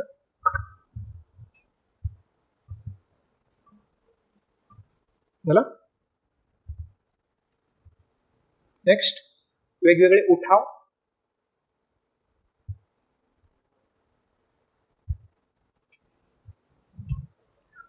महत्वाच्या महिला. Important contribution of the women. महत्वाच्या महिला. National Congress, INC, Indian national Congress. 47 पर्यंतचीच करायची बघा.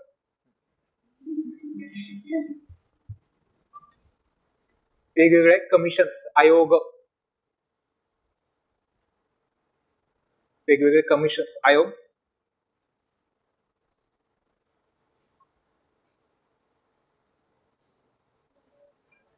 By the way after independence पण काही कमिशन्स आहेत, आयोग आहेत बरं का, त्याच्याकडे पण थोडं लक्ष ठेवा. आणि काय म्हणजे ते जेव्हा तुम्ही इंडियन नॅशनल काँग्रेसचा अभ्यास काय करायचं, व्हाईसरॉय गव्हर्नर्स एक एक सुरुवात होते गव्हर्नर जनरल आणि व्हाईसरॉय. तर ह्याचा चार्ट ते स्पेक्ट्रम मध्ये दिले बघा करून. 4 पानात पूर्ण होते. स्पेक्ट्रमच्या शेवटी जो चार्ट करून दिला ना, याच्यात पण आहे, लुसंट मध्ये पण दिलेला आहे, गाठाळा मध्ये आहे, समाजामध्ये सगळीकडे आहे. काय केलं त्या व्हाईसरॉयनी त्याच्या काळामध्ये काय कामं चांगली केली. महत्वाचं फक्त टिक करून ठेवायचं, जवळच बाळगायचं. ते म्हणजे अख्खा तुमचा क्रोनॉलॉजिकली हिस्ट्रीचा अभ्यास होतो बरं का.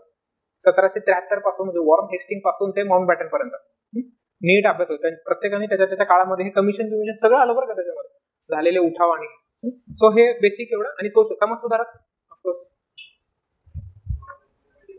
लिहून दिली आहे ना, सेशन मध्ये झालंच असेल की त्यांनी दिलंच असेल तुम्हाला.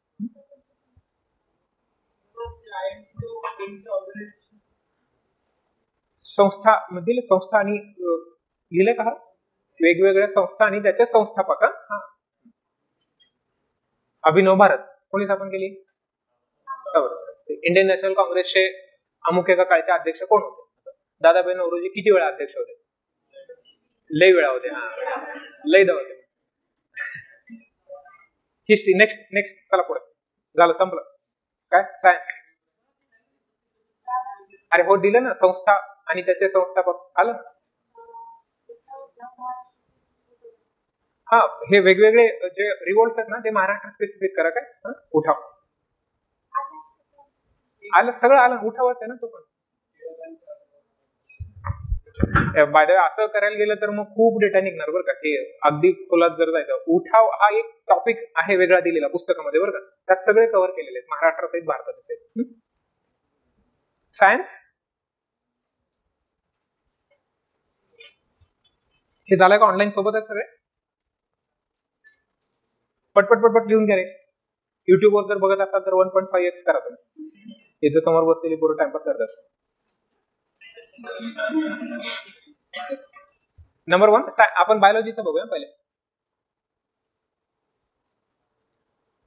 आता मला मदत करा थोडं, मराठी मधून पण सांगा, सगळ्यांना मदत होईल. Cell structure and its functions.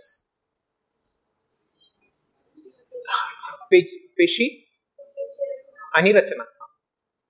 Sale structure आणि फंक्शन्स, पेशी आणि रचना.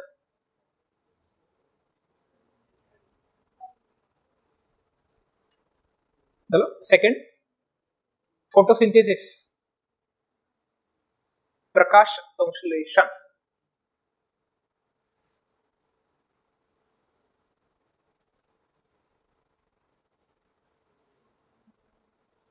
क्लासिफिकेशन, वर्गीकरण, वनस्पती आणि प्राणी. अति अति अति महत्वाचं आहे, ते लिहून ठेवायचं. काय लिहायचं? अति अति अति महत्वाचं. क्लासिफिकेशन म्हणजे हा टॉपिकचं नाव आहे हे. त्याच्यामध्ये बऱ्याच गोष्टी येणार बरं का. प्लांट आणि अॅनिमल क्लासिफिकेशन झाला. Reproduction in plants and animal पण त्याच्यात येणार आहे, पण तरी मुद्दा लिहून ठेवा. दुसरं, reproduction in plants and animals, again very important. Important. 2 star दिले तर चालतंय का? मग 5 प्रश्न आले तर 2च प्रश्न येणार बरं का. मग सभा 5 स्टार इम्पॉर्टंट झालं. हे पण महत्वाचं आहे बरं का, reproduction in plants and animals. Next, diseases, रोग. येतात का नाही प्रश्न? बघितले ना मागचे, रिपिटेटिव्ह आहे झालं. Next is respiratory system.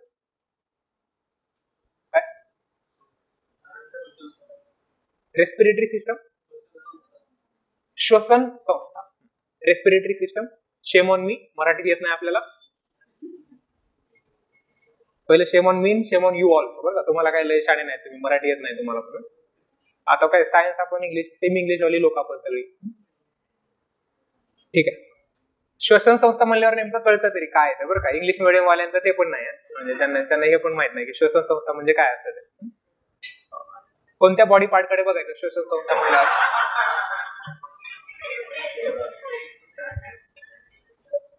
Disease झालं. मग महत्वाचं आहे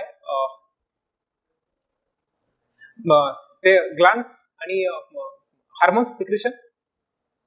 ग्रंथी आणि संप्रेरके म्हणतात बरं का, तिथे लिहिलंय मी मुद्दाम.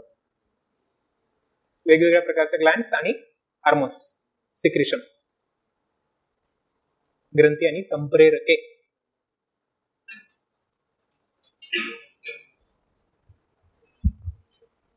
चला, जेनेटिक्स, उत्क्रांती, इव्होल्युशन ऑफ द अनुवंशिकता. जेनेटिक्स.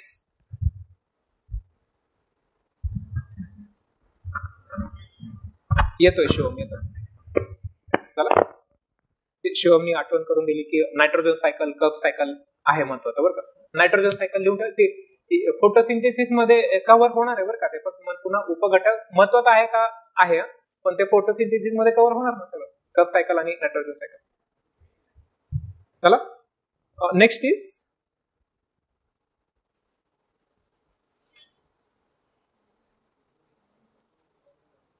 अस्थि संस्था. काय म्हणतात अस्थि संस्था?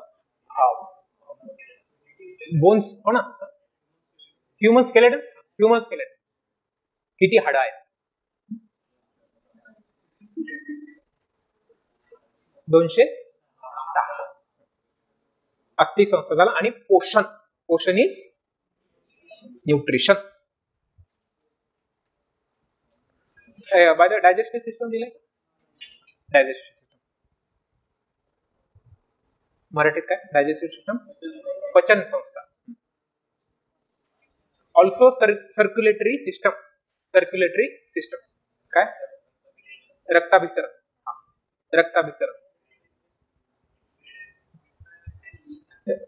आहे डायजेस्टिव्ह मध्ये येणार बरोबर. हे डिसीज आला का? वॅक्सिन पण येणार. डिसीज आणि वॅक्सिन समोरासमोर लिहा तिथे. रोग आणि हा लस.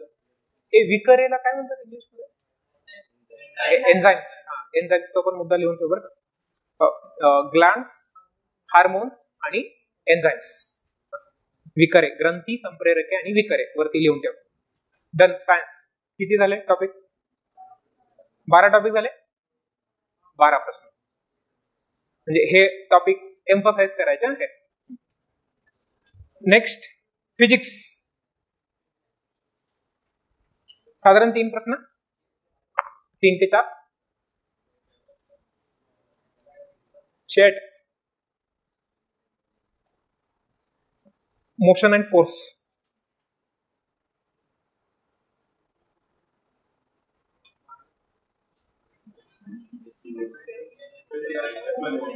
गती आणि बल. गती आणि बल. Work, energy, power.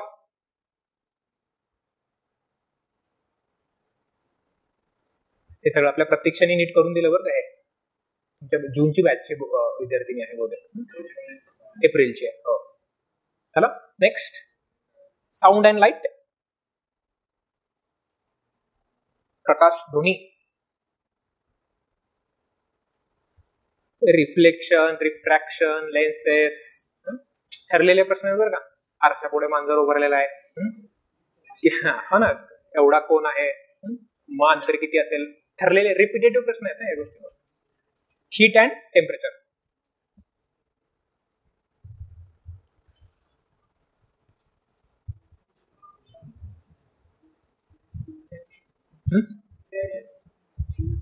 हो ग्रॅव्हिटी येणार म्हणजे ते ह्याच्यात आलं ना, मोशन मध्ये, मोशन फोर्स मध्ये आलं ना. 2 न्यूटनचे तिन्ही, कॅपिटल जी, स्मॉल जी, त्याची value, above the earth, core of the earth, हे येणार बरं का सगळं. इक्वेटरवर किती असणार आहे वगैरे वगैरे, नॉर्थ पोलकडे जाताना किती असेल एटसेट्रा. देन फिजिक्स झालं. सम्स पण आले बरं का याच्यामध्ये पूर्ण, हो ना. हा ग्रॅव्हिटीवर प्रॉब्लेम येणार काय, आणि ह्याच्यावर येतात रिफ्लेक्शन, लाईट्सवर येतात प्रश्न. लाईट्सवर आणि मोशनवर प्रश्न येणार, म्हणजे सम्स गणित विचार.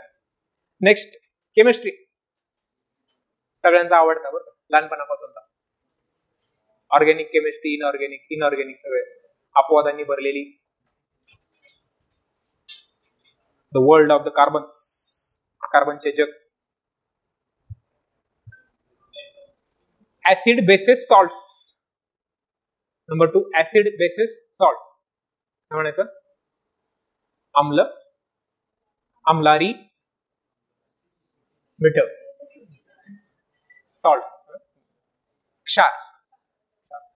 डन. नेक्स्ट हे बस रे. Atom and the structure. Hydrogen is important.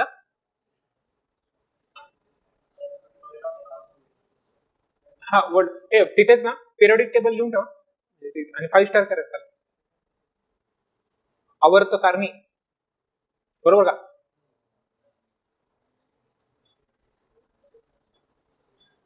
Done. ते एलिमेंट्स, कंपाऊंड त्यात आलं बरं का. आवर्त सारणीच्या कंसात काय लिहायचं? Elements and the compounds. Metals, non metals.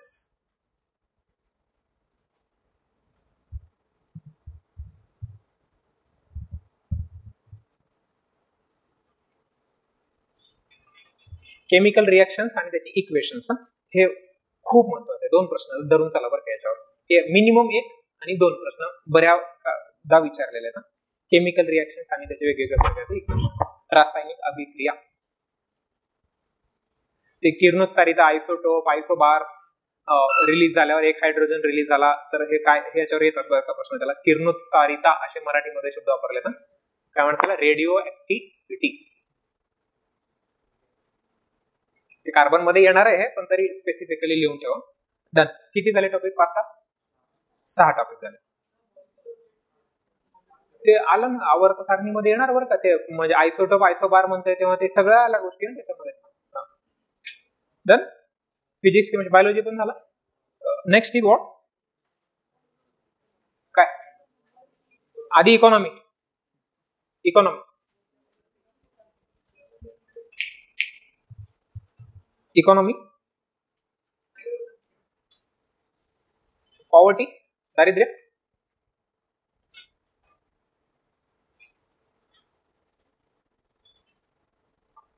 Number 2 5 year plan पंचवार्षिक योजना,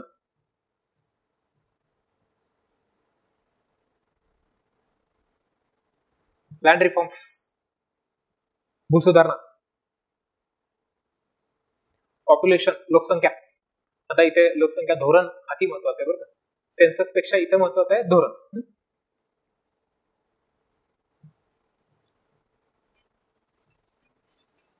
एसडीजीज एमडीजीज, एमडीजीज पेक्षा एसडीजीज ला जास्त महत्व आहे, पण दोन्ही घेऊन ठेवा. सस्टेनेबल डेव्हलपमेंट गोल्स आणि मिलेनियम डेव्हलपमेंट गोल्स, शाश्वत विकास मध्ये येणार ते सस्टेनेबल डेव्हलपमेंट गोल्स. वेगवेगळ्या प्रकारचे इंडेक्सेस निर्देशांक करंट मध्ये कव्हर होत आहे, एचडीआय, जीआयआय एटसेट्रा. गव्हर्नमेंट स्कीम्स करंट मध्ये येणार ते. अर्बनायझेशन वर एक प्रश्न येणार, शहरीकरण, ते गव्हर्नमेंट स्कीम्स मध्ये पण इन्क्लूड होऊ शकतं. पुन्हा अगेन हा मुद्दा गव्हर्नमेंट स्कीम्स रिलेटेड असू शकतो. फायनान्शियल इन्क्लुजनचा, जनधन योजना ऑप्शन बघितला की गोळा करायचा, प्रश्न पण वाचायचा नाही. फायनान्शियल इन्क्लुजन खालीलपैकी कोणत्या योजना आर्थिक समावेशनाच्या संदर्भामधल्या आहेत, आणि मग त्याच्यात जनधन येणार बरं का एक नाव. आर्थिक समावेशन लिहिलं, financial inclusion. Next is planning लिहिलं, मग प्लॅनिंग कमिशन, नीती आयोग सगळं आलं त्याच्यामध्ये. Planning NITI, national income chapter, GDP, GNP, NDP, NNP, per capita income, ते जीडीपी मोजायचे वेगवेगळे प्रकार, product method, income method, expenditure method, GDP market प्राइसने कसा काढायचा, फॅक्टर कॉस्टने कसा काढायचा असतो, नॉमिनलने कसा असतो, रिअलने कसा असतो, जीडीपी डिफ्लेटर काय ना प्रकार असतो, हे सगळं आलं बरं का. जीडीपी, पीपीपी, हे नॅशनल इन्कमचे सगळे प्रकार. पर्सनल इन्कम काय असतं, डिस्पोजेबल इन्कम नावाचा एक प्रकार असतो, हे सगळं नॅशनल इन्कम मध्ये आलं. देन व्हॉट, इन्फ्लेशन,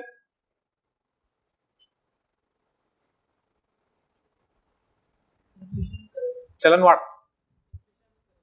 करन्सी, हो आलं. इन्फ्लेशन अँड करन्सी त्यातच आला, म्हणजे करन्सी शिवाय इन्फ्लेशन चॅप्टर होणारच नाही पूर्ण. करन्सी अँड इन्फ्लेशन, चलन आणि चलनवाढ असं.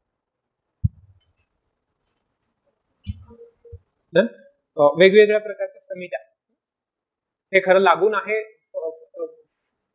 फायनान्शियल रिफॉर्म, जे इकॉनॉमिक रिफॉर्म भारतामध्ये पोस्ट 1991 झाले, खाऊजा, LPG, liberalisation, privatisation, globalisation. So important committees. Industries, MSME वर फोकस करा, उद्योग हा चॅप्टर फोकस करायचा, आणि एमएसएमईज. आणि बजेट ऑफकोर्स महाराष्ट्राचं आत्ताच करून ठेवायचं, दादांचं बजेट. 4 मुख्य गोष्टी केल्या, त्याच्यात एमएसएमई आहे. पॉवर्टी प्रतीक्षा झाला ना, म्हणजे पहिलाच मुद्दा सांगितला पॉवर्टी.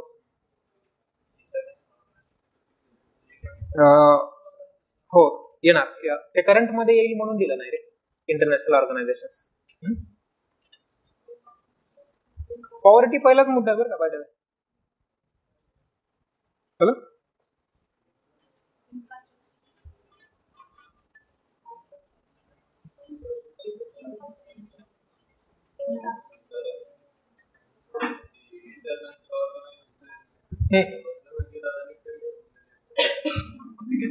अरे काय करायचंय, लेक्चर घ्यायचे, ऑर्गनायझेशन वाचायच्या, मुख्यालय कुठे, कधी स्थापन झालेली आहे, काय करते झालं. हा चार्ट दिलेला, कुठूनही करा हरकत नाही, सेशन मधून, चार्ट मधून, पुस्तकातून करणं आवश्यक आहे. डन. आणि जरा करंट रिलेटेड आहे बरं का, म्हणजे आता थ्योरीज मयूर देईल तुम्हाला वेगवेगळ्या प्रकारच्या सगळ्याच थ्योरीज करून जा, पण त्याच्या बाहेरच्या आली तर पुन्हा आपल्या हातात काही राहत नाही, तरी करा त्या थ्योरीज. थ्योरी शेवटचा मुद्दा लिहून ठेव. थ्योरीज इन्फ्रास्ट्रक्चर लिहूनच ठेव बरं का. खरं तर मूलभूत पायाभूत सुविधा, बेसिक इन्फ्रास्ट्रक्चर म्हणजे काय, थोडक्यात कसा प्रश्न येतो, कधीतरी आला होता प्रश्न, मला आठवतं, जस्ट आठवतं म्हणून सांगतो की एक्सप्रेस वे ना मुंबई पुणे ची लांबी नाही सॉरी बहुधा होती लांबी, पण विचारली नाव विचारलं होतं काय, हा कोणाच्या नावाने ठेवलेलं आहे नाव, साहेबांच्या यशवंतराव चव्हाणांच्या नावाने एक्सप्रेस वे उभा केला ना तो, बरोबर 93 का 95 किलोमीटर लांबी त्याची, एक्झॅक्ट 93 समथिंग. तर हा आला होता म्हणून ते इन्फ्रास्ट्रक्चर मध्ये येणार मग. करंट सायन्स आता इकॉनॉमी झालं. पॉलिटिकलं काय खरं सगळ्यात महत्वाचं आहे बरं का, पण तरी सांगतो.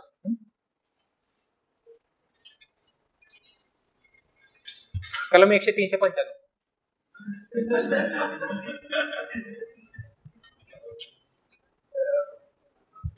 नंबर 1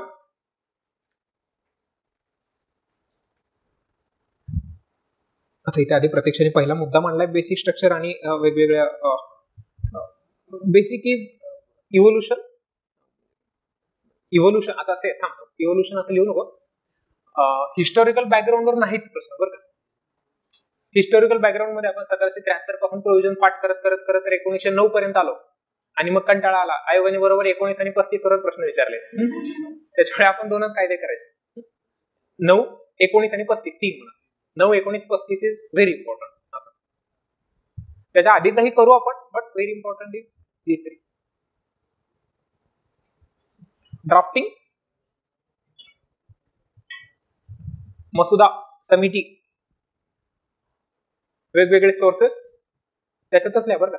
दुसऱ्या मुद्द्यात सोर्सेस म्हणजे राज्यघटनेतल्या अमुक एक तरतुदी कुठल्या देशाकडून प्रेरित होऊन आपण आपल्या राज्यघटनेमध्ये टाकल्या असं. फीचर्स मध्ये त्यात ते युनिटरी आणि फेडरल येणार बरं का. दोनच मुद्दे लिहा फीचर्स मध्ये, युनिटरी, फेडरल, एकात्मिक आणि संघराज्य. 2 झाले मुद्दे. मेकिंग लिहिलंय का पाहिजे तिथेच लिहा कॉमा करून. मेकिंग मध्ये किती लोक होती, पहिली बैठक कुठं झाली, एटसेट्रा एटसेट्रा. आणि त्या मेकिंग मध्येच येणार बरं का की झेंडा कधी अडॉप्ट केला, राष्ट्रगान कधी अडॉप्ट केलं, राष्ट्रगीत कधी अडॉप्ट केलं, ते एम्ब्लम कधी अडॉप्ट केलेलं आहे, राष्ट्रपतींनी शपथ कधी घेतली, सह्या कधी केल्या, अमुक अमुक. सह्या करणारे शेवटचे लोक कोण होते, शेवटचा माणूस राजेंद्र प्रसाद होते, लास्ट बट वन कोण होते, शेवटचे 2 फिरोज गांधी होते बरं का. 298 माणूस म्हणजे फिरोज गांधी, 99 म्हणजे अध्यक्ष. शेड्युल्स, तिसरा मुद्दा, शेड्युल्स, अमेंडमेंट्स. कालच्या सेशन मध्ये बोललो होतो, अमेंडमेंट्स कशा लक्षात ठेवायच्या, 1 ते 10 टार्गेट करायचं. 1 ते 10 महत्वाच्या कोणत्या आपल्याला लगेच आठवतात त्या, 1 ते 10 मधली पहिली आहे, 9वी आहे, 7वी आहे, आणि मग पुन्हा 5वी पण आठवते, तिसऱ्या कलमामध्ये झालेली. अशा लक्षात ठेवायच्या सगळ्या दुरुस्त्या. आपण करू ते सेशन मध्ये नीट काळजीपूर्वक. शेड्युल्स आणि सगळे शेड्युल्स, सगळ्या अमेंडमेंट्स. चला number 4 centre state relations and emergency. हे सेंटर स्टेट रिलेशन मध्ये आलं बरं का. केंद्र राज्य संबंध, कॉमा आणीबाणी, कारण त्याचा केंद्र राज्य संबंधावर परिणाम आहे आणीबाणीचा, म्हणून आला एकत्र ना ते.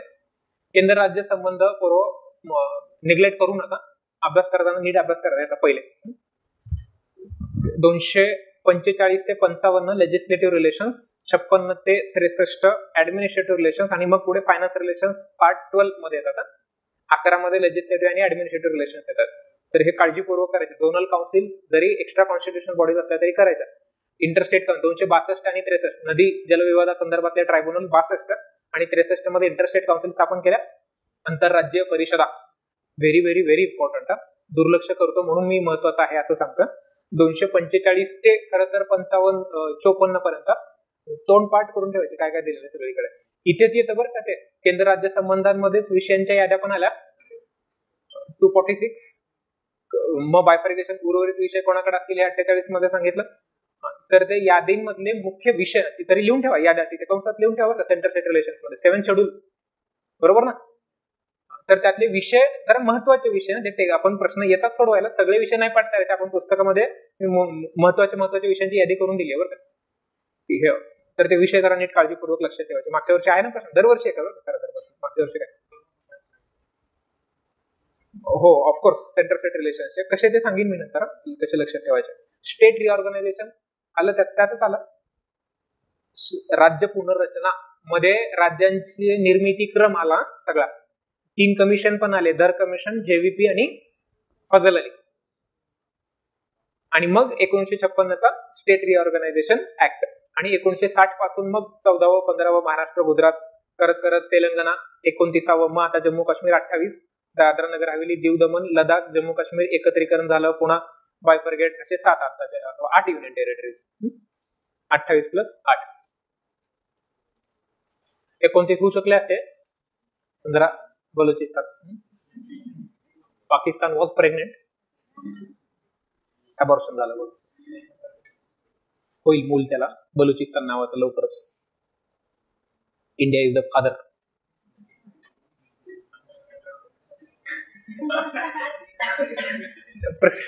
प्रेसिडेंट, व्हाईस प्रेसिडेंट, गव्हर्नर सगळं आलं त्याच्यामध्ये. President, vice president, governor. काय सहानुभूती बाळगायची गरज नाही बरं का. पाकिस्तानवर तुडवायलाच पाहिजे, रोज तुडवायला पाहिजे. भारतानं सीज फायरचं उल्लंघन करायला पाहिजे, सांगायचंच नाही, त्यांनीच केलं म्हणायचं. पाकिस्तानवर असाही कोण विश्वास ठेवतंय? आणि त्यांनी सीज फायर केलं की मग गोळे टाकायचे तिकडे, मिसाईल, ब्रह्मोस बिमोस. रावळपिंडीचा एअरपोर्टवर केवढा खड्डा पडला, 1 किलोमीटरचा, मोठा मोठा. नाही म्हणते भिकार तोड पाकिस्तान. मग president, vice president, governor, prime minister, council, prime minister, COM, council of minister, मंत्रिमंडळ. अति अति अति महत्वाचं काय, राष्ट्रपती चॅप्टर आला की त्यात सगळं आलं. राष्ट्रपतीच्या pardoning powers, veto powers, impeachment, सगळं आलं त्याच्यामध्ये. कॉन्स्टिट्युशनल बॉडीज ह्या चॅप्टर मधल्या मुख्य 4 लक्षात ठेवायचं. CAG, election commission, CAG, election commission, आणि national commission for SC/ST backward class. SC/ST backward class. बाकी पण बऱ्याचशा आहेत, पण ह्या मी महत्वाच्या सांगतो.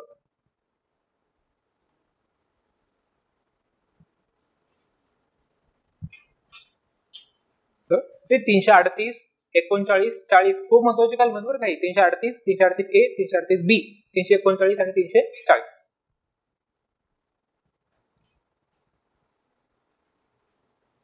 स्मिता, बँकिंग वर इकॉनॉमी मध्ये कुठे आहेत प्रश्न? हो ना, कधी 4-5 वर्षात एखादा प्रश्न आहे बरं का. आपण काय केलंय, से बँकिंग हा विषयाचा अभ्यास करायचा का करायचा, पण टार्गेटेड पहिले रे. म्हणजे मी इसेन्स लक्षात घ्या काय सांगतोय ते अगदी आता सांगा की आम्ही काहीच केलेलं नाहीये किंवा केलंय, पण आता टार्गेट आता काय करू, तर आधी हे करायचं पहिले, आणि मग उर्वरित वेळेमध्ये उरलेलं. चला, कॉन्स्टिट्युशनल बॉडीज मध्ये CAG, election commission, highly possible election कमिशनवर प्रश्न येऊ शकतो, आणि NC, BC, SC आणि ST, national commission for backward class, schedule caste, schedule tribes. तर कॉन्स्टिट्युशन बॉडीज मधला महत्वाचा कुठला? नाही, ते आलं ना वेगळं, राज्यपालांनी झालं. Extra constitution body, by the way, मागच्या आताच्या प्रिलिम्स मध्ये, लास्ट इयर प्रिलिम्स मध्ये इन्फॉर्मेशन कमिशनरवर प्रश्न विचारला. त्याच्या नियुक्ती समितीमध्ये किती लोक असतात. परत एकाच प्रश्नामध्ये 4 वेगवेगळ्या समित्या आल्या बरं का. महिला संदर्भातलं विचारलं, मायनॉरिटी विचारलं, ह्युमन राईटचा बहुधा विचारला होता, कधी स्थापना झाली वगैरे वगैरे. तर एक्स्ट्रा कॉन्स्टिट्युशनल बॉडीजचा आपल्या पुस्तकात चार्ट करून, एकच पान चार्ट करून दिलेलं, नजरेखालून सुटलं नाही पाहिजे बरं का. एक्स्ट्रा कॉन्स्टिट्युशनल बॉडीज म्हणले ते CBI BBI करत बसायचं नाही बरं का. दिलेल्या संस्था जर नाही विचारणार, CBI ED किती करणार ना एक्स्ट्रा कॉन्स्टिट्युशनल बॉडीज मध्ये, म्हणजे बिगर घटनात्मक संस्था. Judiciary, high court, supreme court, subordinate पण जिल्हा न्यायालय, उच्च, सर्वोच्च आणि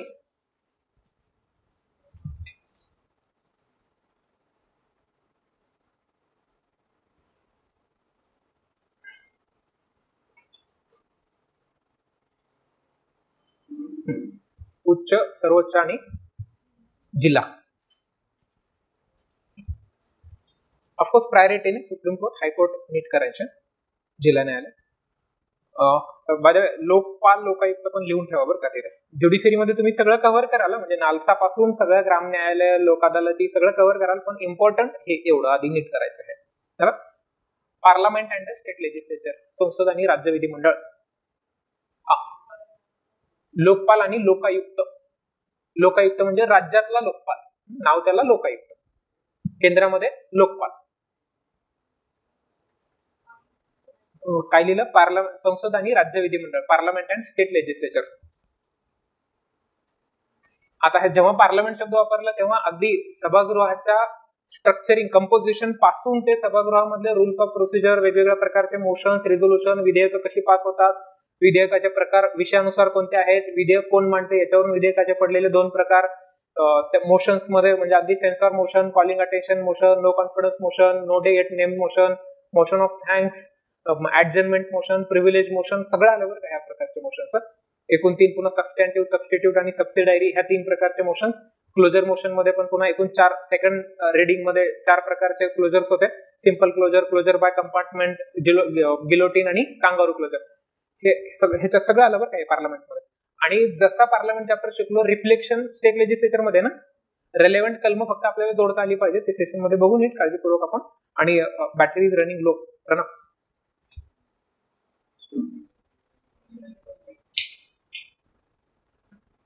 झाला.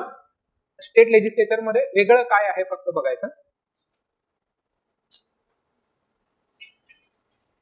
हे दुःख खतम नाही हो रहा है प्रथम.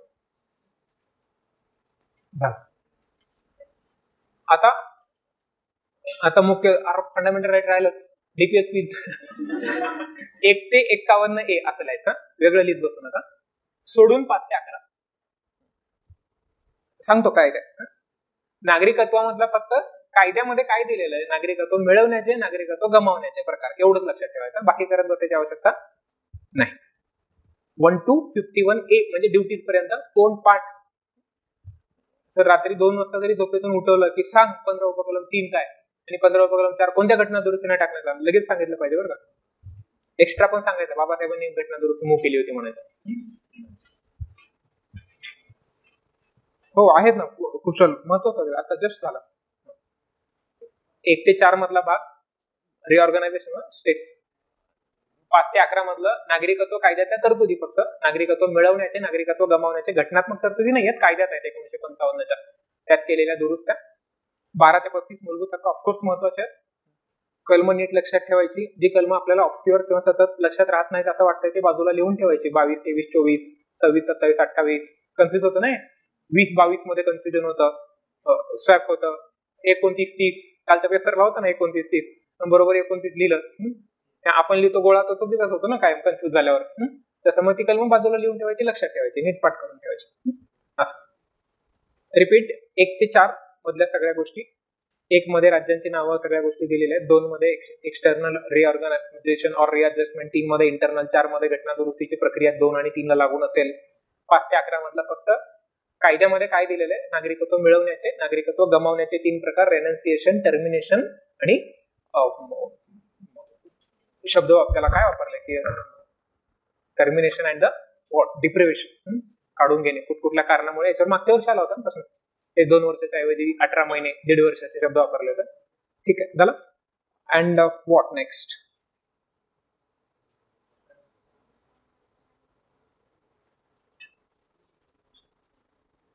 मेजर काही मिस होत आहे का? बाय द वे जरा भाषा हा चॅप्टर कारण सतत चर्चेत आहे बरं का सगळं, म्हणजे 343 ते 51 एकाच वर्षी आला होता, पण आता चर्चेत आहे म्हणून जरा लक्षात असू देतं. 8वं शेड्यूल आणि भाषा, लँग्वेजेस 17वा येतो भाग. 343 ते 351 मध्ये हिंदी भाषेच्या संदर्भामध्ये दिलेलं आहे. आणि मातृभाषेमध्ये शिक्षण मिळावाच्या तरतुदी 350A, 350B special officer minorities, 7वी दुरुस्ती 56ची. ठीक आहे, झालं. So polity. करंट साठी पुन्हा आता वेगळे टॉपिक देत नाही. बाय द वे हे नीटच. आता करंट मध्ये व्यक्ती विशेष, पुरस्कार कुठे कुठले मिळालेले झाले असतील तर, क्रीडा महत्वाच्या घडामोडी असतील, हे करंट साठी महत्वाचं आहे. त्या शीट मधला डेटा काळजीपूर्वक करा. किती टॉपिक झाले पॉलिटीचे पुन्हा? 15-16. हा म्हणजे त्याच्यात आणखीन उप पण तुम्ही कॉमा कॉमा करून लिहिले होते. 20-22 निघतील वेगळे. पण पुन्हा सांगतो, पॉलिटी मधले हे टॉपिक म्हणजे अख्खं झालं, हे सोडून काय पॉलिटीमध्ये? अनुक्रमांक, हा बरोबर आहे. तर हे ऑलमोस्ट सगळं येते, आपण कम्फर्टेबल असतो, सगळ्या गोष्टी माहित असतात, म्हणून जरा नीट पॉलिटिका विषयाचा पण अभ्यास करावा. बेसिक आता सोर्सेस झाले नंबर 1. नंबर 2 त्यातलं काय करायचं हे पण झालं बघून आपलं. तिसरा मुद्दा येतो बरोबर, सगळे विषय झाले नाही तर कन्फर्म कर.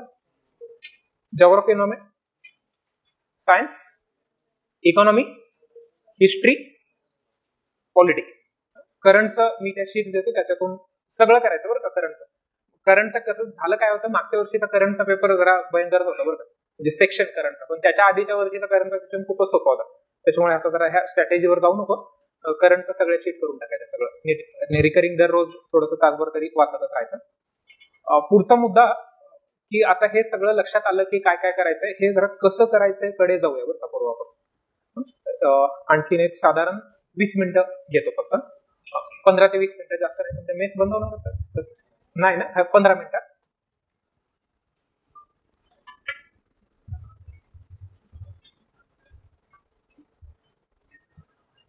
सो ह्या प्लॅन मध्ये मुख्य एक गोष्ट लक्षात ठेवा की दिवसाचा प्लॅन तुमचा तयार पाहिजे रोजचा, म्हणजे डेली प्लॅन. म्हणजे अगदी आता उरलेल्या 135 ऍव्हरेज जरी आपण दिवस कन्सिडर केले, तर 135 दिवसाचा प्लॅन जरी नाही करत बसला, टेंटेटिव्ह असू दे की एवढ्या दिवसामध्ये एक विषय पूर्ण करायचा आहे, असं आपापला प्रत्येकाचा असू दे. साधारणपणे 2 आठवडे द्या एका विषयाला, साधारण 2 आठवडे एका विषयाला द्यायचे. पहिल्या 8 ते 9 दिवसामध्ये हे एवढं कम्प्लीट करायचं. एक आठवडा जरा 7 दिवसामध्ये हे टॉपिक पहिले कव्हर करायचे, उरलेले टॉपिक पुढच्या 4 दिवसामध्ये, आणि उरलेल्या 2 दिवसामध्ये हे सगळे रिव्हिजन हे करायचं. पुढच्या 15 दिवसामध्ये पुढचा टॉपिक, ऑफकोर्स त्याच्या मधला एक दिवस पूर्णपणे बाजूला ठेवायचा आधीच्या विषयाची रिव्हिजन करायला. म्हणजे पुढच्या याच्यासाठी 16 दिवस लागले ना, त्याच्या पुढच्या वेळेसाठी 17 दिवस लागतील, मग 18 दिवस, 19 दिवस लागतील, कारण 2-2 दिवस बाजूला ठेवायला लागतील ना, 3 दिवस बाजूला ठेवायला लागतील. हे असं करत करत तुमचा एका दिवसाचा प्लॅन करा, 1 डे प्लॅन. आता ह्या 1 डे प्लॅन मध्ये बाय द वे किती तास अभ्यास करायचा, कसा अभ्यास करायचा हे पण 1 मिनिटामध्ये सांगेन मी. किती तास अभ्यास होणं, क्वांटिटी ऑलवेज मॅटर्स. हे तुम्ही टेबल खुर्ची टाकून तुम्ही बसलेले स्वतः हवेत, एकूण 4 स्लॉट्स. मी पर्सनल जेव्हा विद्यार्थ्यांशी बोलतो, काउन्सिलिंग ज्याला आपण म्हणतो, की तेव्हा हे सांगत असतो की स्लॉट्स मध्ये अभ्यास करायची सवय लावा. कसा स्लॉट मध्ये अभ्यास करायचा, 1 स्लॉट ऑफ 2.5 hours. आता हे तुम्हाला तुमचे सत्र सांभाळून करायचं, म्हणजे तुम्ही दिवसातले 12-14 तास अभ्यासात पाहिजे. 14 तास अभ्यास होत असतो का, तर हा 14 तास अभ्यास म्हणजे मी फक्त तुम्ही आणि पुस्तक आहे असं हे म्हणत नाहीये. सेशन्स मध्ये पण बसताय, हा पण अभ्यासाचाच भाग झाला. पण तुम्ही स्वतः ज्या दिवशी तुमचे 2 सत्र असतील त्या दिवशी तुम्ही 3 स्लॉट मिनिमम अभ्यास केला पाहिजे, आणि ज्या दिवशी 1 सत्र असेल त्या दिवशी 4 स्लॉट अभ्यास झाला पाहिजे. म्हणजे काय, मिनिमम रोजचा 8 तास अभ्यास झालाच पाहिजे, कितीही सेशन असू दे नाहीतर नसू दे. त्याला आपण नाव देऊ स्वाध्याय, म्हणजे स्वतः जे करतोय ते ना. अभ्यास सेशन्स मध्ये पण जे होतंय ते मिनिमम 8 तास, जास्तीत जास्त काय 25 तास पण करू शकता ना तुम्ही, त्याला बंधन नाही. पण रेकमेंडेड इज 4 स्लॉट मध्ये दिवसाचा अभ्यास होतो. म्हणजे काय आता प्रत्येकाला प्रत्येकाची स्ट्रॅटेजी वेगळी असू शकते बरं का. कोणी पाट्या उठून 3 वाजता गार पाण्याने आंघोळ करून अभ्यास करेल, किंवा कोणी 9 वाजता उठेल सकाळी, किंवा कोणी दुपारी 12ला उठून अभ्यासाला सुरुवात करेल. तुमच्या स्ट्रॅटेजीने ठरवा काय करायचं ते. मुद्दा काय की रात्रभर जागरण केलंय आणि दिवसा झोपलंय असं करू नका, कारण आपले पेपर दिवस आहेत. ते मेंदू मदत करणार नाही बरं का. अभ्यास झालेला असतो पण त्याला कारण दिवसा झोपायची सवय आहे ना, म्हणजे अचानक एकाच दिवशी आपल्याला तो डेटा आठवण्यासाठी मदत नाही करणार. त्याच्यामुळे रात्रीचा वेळ हा झोपण्यासाठीच वापरा. साधारणपणे तुम्ही सकाळी 7ला जरी अभ्यास चालू केला, सगळं नीट नाश्ता पाणी करून 7-7:30ला जरी सकाळी तुम्ही 7ला जर अभ्यास सुरू केला, चा अर्थ झाला 9:30 पर्यंतचा पहिला स्लॉट आहे अभ्यासाचा, 2.5 तास. 7 ते 9:30चा स्लॉट म्हणजे फक्त अभ्यास आहे बरं का. त्याचा अर्थ काय झाला, मोबाईल बंद, मित्रांशी इकडे तिकडे बघायचं पण नाहीये. म्हणजे असं ते घोड्याला असे लावलेले असतात ना, की इकडे इकडे त्याला बघू नये म्हणून, काही दिसू नये म्हणून ते टेबल खुर्ची टाकून बसायचं. झोप येते तर झोप, पण उठू नको खुर्चीत. 2 गोष्टींची काळजी घ्यायची, खुर्चीतून उठायचं नाही, मोबाईल ठेवून द्यायचा म्हणजे बॅग मध्ये ठेवून द्यायचा. फ्लाईट मोड बॅग मध्ये ठेवून द्यायचा नाही. जरा इंटरनेट लागतं अभ्यास करताना, ती तेवढं जरा, कारण मग झालं बरं का दिसतंय विराट कोहली रिटायर झाला, काहीतरी चेक करताना बातमी आली, वाईट वाटतो की आता काय गेला 2-2.5 तास गेले, आता तुझे तिकडे झाला विराट कोहली रिटायर झाला, 1000 कोटीची प्रॉपर्टी आहे त्याची, आपल्याला प्रिलिम पास व्हायचं. त्याच्यामुळे 2.5 तास अभ्यासात मोबाईल वापरायचा नाही. विदाऊट मोबाईल हा 2.5 तास अभ्यास आहे बरं का. 2 काळजी गोष्टी, एक उठायचं नाही आणि दुसरी गोष्ट मोबाईल वापरायचा नाही, आपोआप अभ्यास होतो. सर बसलं की झोप येते, 1 तासानंतर मला बसायचं काय होतं बघायचं की 1 तासानंतर मन सांगताना उठायचंच नाही. कारण 2.5 तास, की माझं नाव घ्या की दादा सांगितलं उठायचं नाही. 2.5 तास बसूनच राहायचं. अभ्यास नको करू, शरीराला सवय लावा आधी, आपोआप मनाला सवय लागते. शरीराला सवय नाहीये म्हणून मनाला सवय नाहीये बरोबर. म्हणजे मनावर नियंत्रण आणणं थोडं अवघड असतं, पण शरीराचं आहे ना की उठायचं नाही, खुर्चीतून उठायचं नाही. जागा ठरवा अभ्यासाची. रोज त्याच जागेवर अभ्यासाला बसायचा प्रयत्न करा. म्हणजे वेगवेगळ्या ठिकाणी त्या वाईब्स असतात बरं का बरोबर आपापल्या, की त्या जागेवर नुसतं बसलं तरी अभ्यास केल्यासारखं वाटतं. त्याच्यामुळे जागा ठरवायची आपली, कुठेही ठरवा. वास्तूत तुम्हाला बसायला असतं, बाहेर तुमची लायब्ररी असेल किंवा घरी रूमवर, जिकडे तिकडे. मोबाईल वापरायचा नाही आणि जागेवर 2.5 तास उठायचं नाही, आपोआप अभ्यासाला सुरुवात करायची. 7 ते 9:30 झाला, अर्ध्या तासाचा ब्रेक घ्यायचा, 30 मिनिट्स कंपल्सरी ब्रेक घ्यायचा. 1 तासाचा स्लॉट करू का? कशाला, अभ्यासच करू नको ना मग. 1 तासाचा कशाला करायचा अभ्यास? कारण होतंय काय सांगतो तुम्हाला, अभ्यासाला बसल्यावर की अभ्यासाचं मोमेंटम येता एक अर्धा पाऊण तास जातो बरं का लगेच. आणि लगेच मग आपल्याला 1 तासात उठायचं, याचे वेध 45-50 मिनिटांना लागायला सुरुवात होतात. मग कसं करणार? मोमेंटम तुम्हाला मिळालेलं असतं पहिल्या 15-20 मिनिटांमध्ये. ते मोमेंटम तुम्ही टिकवून ठेवायचे पुढची 60, 70, 80, 90 मिनिटं. कारण ह्या 2.5 तासातले पहिले 10-15 मिनिटं, शेवटचे 10-15 मिनिटं हे तुमचे ते मोमेंटम गेन करायलाच लागणार. 5व्या 6व्या गेअरवर गाडी जायला पहिल्या मिनिटाला जात नाही ना ती. म्हणून ती 2.5 तास प्रयत्न करायचा बरं का. आजपर्यंत सवय नसेल, मला माहिती आहे, नसू शकते. कोण बसत नाही 2.5 तास अभ्यास, पण आपण ही आवश्यकता आहे बरं का. आता हे करायचंय, उठायचं नाही 2.5 तास. अभ्यासाला बसताना प्लीज प्लीज प्लीज काळजी घ्या, ऑलरेडी ठरवून या काय अभ्यास करायचा. ऑलरेडी ठरवून आल्यावर इकडे बघून पुस्तक शोधायचं, जे निघल ते पुस्तक समोर ठेवलं. समोर ठेवलेल्या पुस्तकातलं जे उघडलं ते पान वाचायला. गव्हर्नर आला का पुढे, चला वाचू गव्हर्नर. आहे का आपल्या ह्या टॉपिक मध्ये दादा दिलेले गव्हर्नर आहे? नसेल तर पुढचा टॉपिक राष्ट्रपती आहे का, इथे बघा आहे तर मग वाचायला. असं करू नका, ऑलरेडी ठरवून या. ठरवूनचा अर्थ असतो make a short targets. Target ठेवा, पण त्याला जास्त महत्व बरं का. Short target. दिवसात ठरवले 100 पानं पूर्ण करायची, हे दिवसाचं टार्गेट झालं बरं का. ह्या करू नका बरं का. असं 100 होत नसतात ना पानं. 100 पानं काय मृत्यूंजय वाचायचं वय. टार्गेट ठेवायचे. किती टार्गेट ठेवलं? समजा म्हणते बरं का मी, समजा तुमच्या वाचनाच्या वेगावर, तुमच्या आकलनावर आणि तुमचा त्या विषयाचा आधी अभ्यास झालाय का याच्या स्पीडवर. आधी अभ्यास झाला असेल तर लवकर होईल ना, त्याच्यावर ठरवा किती. समजा आपण म्हणू की तुम्हाला दिवसभरामध्ये किती पानं वाचायचे? 20. समजा काय तुम्ही 30 ठेवू शकता, 40 पण ठेवू शकता, त्याच्यावर जाऊ नका. 40 पानाच्या वर होत पण नसतो. 20 ते 40 मध्ये किती ठेवा, 20च्या कमी पण फार ठेवू नका. म्हणजे याचा अर्थ काय झाला, एका स्लॉट मध्ये किती पानं पूर्ण करायचे आहेत? 5. एका स्लॉट म्हणजे 2.5 तासात 5 पानं पूर्ण करायचे. आता तुम्ही जेव्हा अभ्यासाला बसताय त्याची पहिली 5 मिनिटं ठरवून, 5 किंवा 5 पेक्षा जास्त मिनिटं आल्यावर पहिल्यांदा तुमच्या जागेवर तुम्ही डोळे बंद करून शांत बसायचं. आपण उपासना करतो चाणक्यामध्ये. आता ती उपासना जरी नाही केली तरी डोळे बंद करून शांत, काय विचार करायचा डोक्यात? काहीच नाही विचार करायचा. येणाऱ्या विचाराला त्या विचाराला येऊ दे, यायचं तर जाणाऱ्या विचाराला जाऊ दे. सर मी डोळे बंद केले की माझ्या डोक्यामध्ये सगळ्या पर्याय येतात, येऊ दे. असा एक दिवस येईल की, कारण आपल्याला सवय नाही ना असायची. ध्यान आहे बरं काय करू, हे योगाचे प्रकार सर. बसायचं, शांत बसायचं. येणाऱ्या विचारांना येऊ दे, जाणाऱ्यांना जाऊ दे. येणाऱ्यांना ये म्हणू नको, जाणाऱ्यांना जा म्हणू नको. तू शांत बस फक्त. डोळे बंद करायचे, डोळे मिटायचे, हात समोर पायावर ठेवायचे, टेबलवर ठेव, फक्त शांत बसायचं. त्याच्याने शरीरामध्ये शांतता निर्माण व्हायला सुरुवात होते, तुम्ही रिलॅक्स व्हायला सुरुवात होते. 5 मिनिटांनंतर पुस्तक उघडायचं, जे ऑलरेडी ठरलंय टार्गेट. आता काय करायचंय, समजा पुढच्या 2.5 तासामध्ये तुम्हाला 5 पानं समजायची. समजा पुन्हा परत म्हणतो बरं कमी, किंवा 10 पानं वाचायचे. तर ही 10 पानं तुम्हाला जर पुढच्या 2.5 तासात वाचायची असतील तर तुम्हाला वाटतंय की हे गेटेबल आहे ना 10 पानं. 2.5 तासामध्ये 10 पानं होऊ शकतात. पण पहिल्या तासाभरात तुम्हाला लक्षात आलं, पहिल्या तासामध्ये तुमची 3च पानं वाचून जाईल, की मधलं एक 10 मिनिटं काय झोप आली तर झोपायचं बरं का, डोकं टेकून तिथं. बाहेर उठून जायचं नाही छाप्याला, गेला अर्धा तास बोंबला. झोप आली तर तिथंच बसायचं, उठायचं नाही हे ठरलंय ना. काय 2 रूल आहेत, उठायचं नाही, मोबाईल ठेवून द्यायचा. झोप आली तर झोपा. 10 मिनिटात आपोआप इकडे अभ्यास करायला मुलं असतात, फार वेळ आपण झोपत नाही बरं का, की आळस आलेला असतो, तो जातो 10 मिनिटांमध्ये. मुद्दा काय, की ते ठरलेलं टार्गेट 1 तास झाला, सव्वा तास झाला, 4-5 पानाच्या पुढे सरकतच नाही. मग आपणच स्वतःला सांगतो की हे गेटेबल आहे, जर आपण थोडा स्पीड वाढवला तर. इकडे तिकडे टाइमपास करू नको, बाकीचे विचार करू नको, हे कर. मग जेव्हा 2 तास जवळ यायला लागतात, 2.5 तास जवळ यायला लागतात, तेव्हा आपली 7च पानं झालेली असतात. मग आपल्या लक्षात येते की अजून जरा फास्ट करायला पाहिजे, 10 पानं होऊ शकतात आपली, हे लक्षात येतं बरं का. 2.5व्या तासात 10 पानं पूर्ण झाली की तुम्हाला छान वाटायला सुरुवात होते. पण जर तुम्ही 2.5 तासात टार्गेटच 20 पानाचं ठेवलं आणि पहिल्या 1.5 तासामध्ये जर तुमचे 7 पानं झाली तर तुम्ही 1.5 तासातच गिव्हअप करता बरं का. कारण उरलेल्या 1 तासामध्ये आता 13 पानं होऊ शकत नाहीत, हे तुम्हाला सगळंच म्हणजे गणित लक्षातच येतं ना.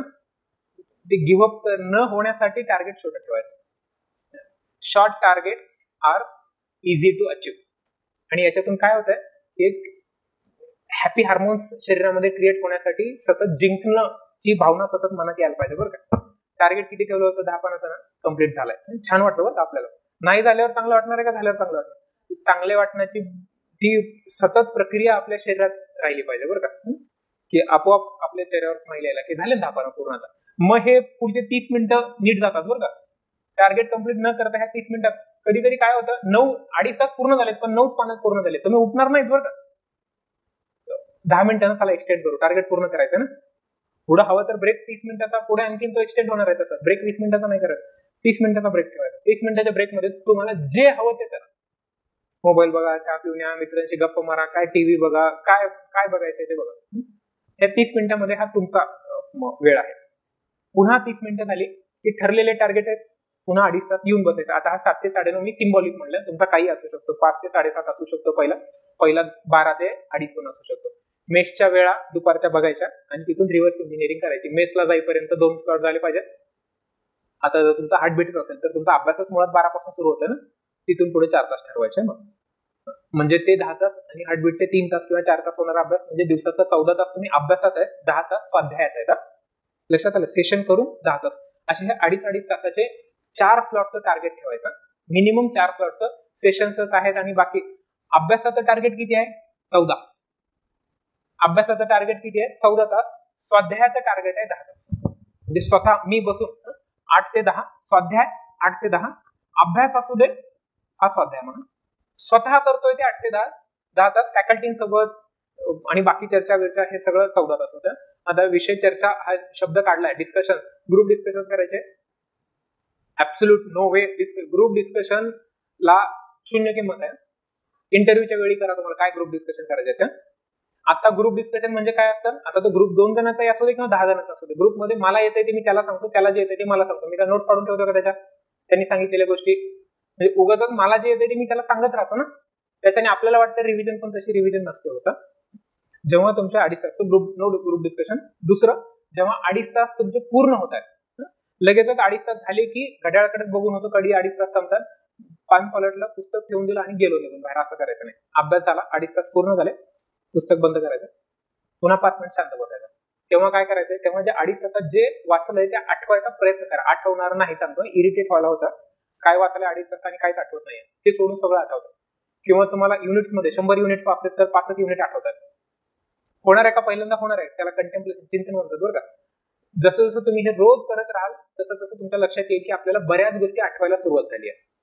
आणि जेव्हा वाचलेलं बसल्या बसल्या शांत डोकं करून आठवायला तुम्ही सुरुवात करता, तेव्हा गोष्टी लक्षात राहायला सुरुवात होते बरं का. आता म्हणजे त्याची कायमस्वरूपी मेमरी तयार होते. हे करायचं. सो अभ्यासाला बसताना शांत, अभ्यासावरून उठताना पण शांत बसायचं. सो हा मुद्दा, एक शॉर्ट टार्गेटचा मुद्दा लक्षात ठेव. स्लॉट्स मध्ये अभ्यास करायचा. स्लॉट 4 कर, 5 कर, तुला जेवढे करायचे तेवढे, पण मिनिमम 4 व्हायलाच पाहिजे. मिनिमम 3 किंवा 4. 3 कधी 2 सत्र असतील तर 4 कधी ज्या दिवशी सत्र नाही. म्हणजे 12ला तुमचा हार्टबीट संपलं, जेवण करून 1-1:30 पर्यंत फ्री झाला, समजा 2ला फ्री झाला तुम्ही, 2 ते 4:30 पहिला स्लॉट आहे, 5 ते 7:30 दुसरा स्लॉट आहे, 7:30 नंतर पुन्हा 8 ते 10:30 3 स्लॉट होणार आहेत तुमचे. मध्ये जरी एक सत्र आलं तर रात्रीचा वेळ वाढवायचा बरं का. 6 तासाच्या वर झोपायचं. झोप लागते 7 तास, डॉक्टरने सांगितले तुझ्या शरीराला 8 तासाची झोप आवश्यक आहे. मग माझ्या शरीराला 5वा अटेम्प्ट लागणार बरं का क्लिअर व्हायला. 6 तासाच्या वर झोपू नका, जेवढा जास्तीत जास्त अभ्यास करता येतो, कारण हेच 130 दिवस आहेत ज्याच्यातून तुम्हाला आउटपुट मिळणार आहे. सगळं लक्षात आलं, किती वाचायचंय, कुठून वाचायचंय, तुम्हाला फक्त तुमचा वेळ द्यायचा आहे ना. सो तेवढा वेळ. आणि हे कोणासाठी करतोय आपण? सगळं स्वतःसाठीच करतोय ना, स्वतःसाठीच करायचंय ना. लोकांसाठी करायचं असेल तर राहू देतो, काय लक्षात ठेवणार आहे का आपण केलेलं. मग करायचं नाही जर असं उत्तर आलं तर मग जा सोडून, मग राहू दे. मग असं आपणच करतोय, आपल्यासाठी करतोय, ह्याचं मिळालेलं फळ हे मलाच मिळणार आहे, तर मग म्हणून माझीच जबाबदारी कर्तव्य आहे की मी त्या जागेवर बसून अभ्यास करायचा. त्या अर्ध्या तासाच्या ब्रेकमध्ये तुला काय करायचं ते सगळं फ्रीडम आहे. मेसवर गेल्यावर तासभर जेवायला वापसच येत नाही, कारण तिथे गर्दी असते, किंवा तुम्हाला पहिल्यांदा जेवायला वाढत नाही काय. असा वेळ बघून जायचा की जेवायला इथून निघाल्यापासूनच्या 30व्या मिनिटाला वापस आलेलं पाहिजे. जायला यायला 5-7 मिनिटं आणि ते अर्धा तास, ती 30-40-50 मिनिटं. आल्यावर इकडे येऊन अभ्यास करू नको बस, पण तिथे तास 1.5 तास मेसवर घालू नको. जातात ना जनरली बरं का, हे होतं. चहाला गेलं की पाऊण तास जातो, कसं काय जातो कळतच नाही बरं. चहाला जायचं पिऊन वापस यायचं. हा, असं कुठं असतं का? आतापर्यंत केलं ठीक आहे, पण आता करू नका. चहा प्यायला गेल्यावर चहा प्यायचं आणि वापस यायचं. वेळ लावून यायचं, किती मिनिटं ठरवून जायचं बरं का. ज्या गोष्टी करणार आहेत ना ठरवून जायचं. 12 मिनिटात वापस येणार आहे का, 12 मिनिटात वापस यायचं. जायला 2-4 मिनिटं, यायला 2-4 मिनिटं, चहा प्यायला 7-8 मिनिटं. चहावाला म्हणला थांब जरा चहा करतोय, अर्धा तास तो चहावाला चहाच करतोय, तू त्याची वाट बघत बसला. मग चहा पण पोहे पण पोरगी पण दे म्हणा मग, एवढा वेळ थांबलोय तर. आता म्हणजे लोकांवर अवलंबून राहू नका बरं का. नाही मिळत आहे ना दुसरीकडे जायचं, कटकून चहा लगेच वापस येतो. त्याच्यासाठी काय आवश्यक आहे, you should be in the company of good people. मुख्य गोष्ट लक्षात ठेवा बरोबर की हार्डवर्कला ऑल्टरनेटिव्ह नाही आहे. 10 तास अभ्यास करतोय, 14 तास करतोय, काय तुम्हाला जेवढा करायचा आहे तेवढा करतोय, 8, 10, 12, 14 एवढा करण्याशिवाय. आणि हे कन्सिस्टन्सी याच्यामध्ये मेंटेन केली पाहिजे बरं का. 3 दिवस अभ्यास केला, 14 दिवस नाही केला. कन्सिस्टंटली 8, 10, 12 तासाचा अभ्यास ठेवा. तुमच्याकडे प्रत्येक दिवसाचा प्लॅन ठेवा. No alternative for the hard work. त्यालाच लागून आहे दुसरी गोष्ट, be in a company of good people. Choose your company very wisely. कोणासोबत राहतोय आपण, आपले मित्र अभ्यास करतायत का, त्या नुसत्याच आपल्याला चहा प्यायला आणि बाहेर हिंडायला बोलवतात, काय गरजेचं नाहीये ना आपल्याला. चहा प्यायला बोलवणारे भरपूर मित्र असतात बरं का. अभ्यास करायला बोलवणारे, आपल्या सोबत अभ्यास करणारे, स्वतः टार्गेट ठरवून देणारे असे मित्र आपल्या सोबतचे पाहिजेत. गो इन द आयसोलेशन. म्हणजे काय बाहेर पडायचं नाहीये. म्हणजे तुमचं शेड्यूल हे एवढं टाईट पाहिजे, शेड्यूल एवढं टाईट पाहिजे की तुम्हाला कशा बाकीच्या गोष्टींना वेळच नाही मिळाला पाहिजे.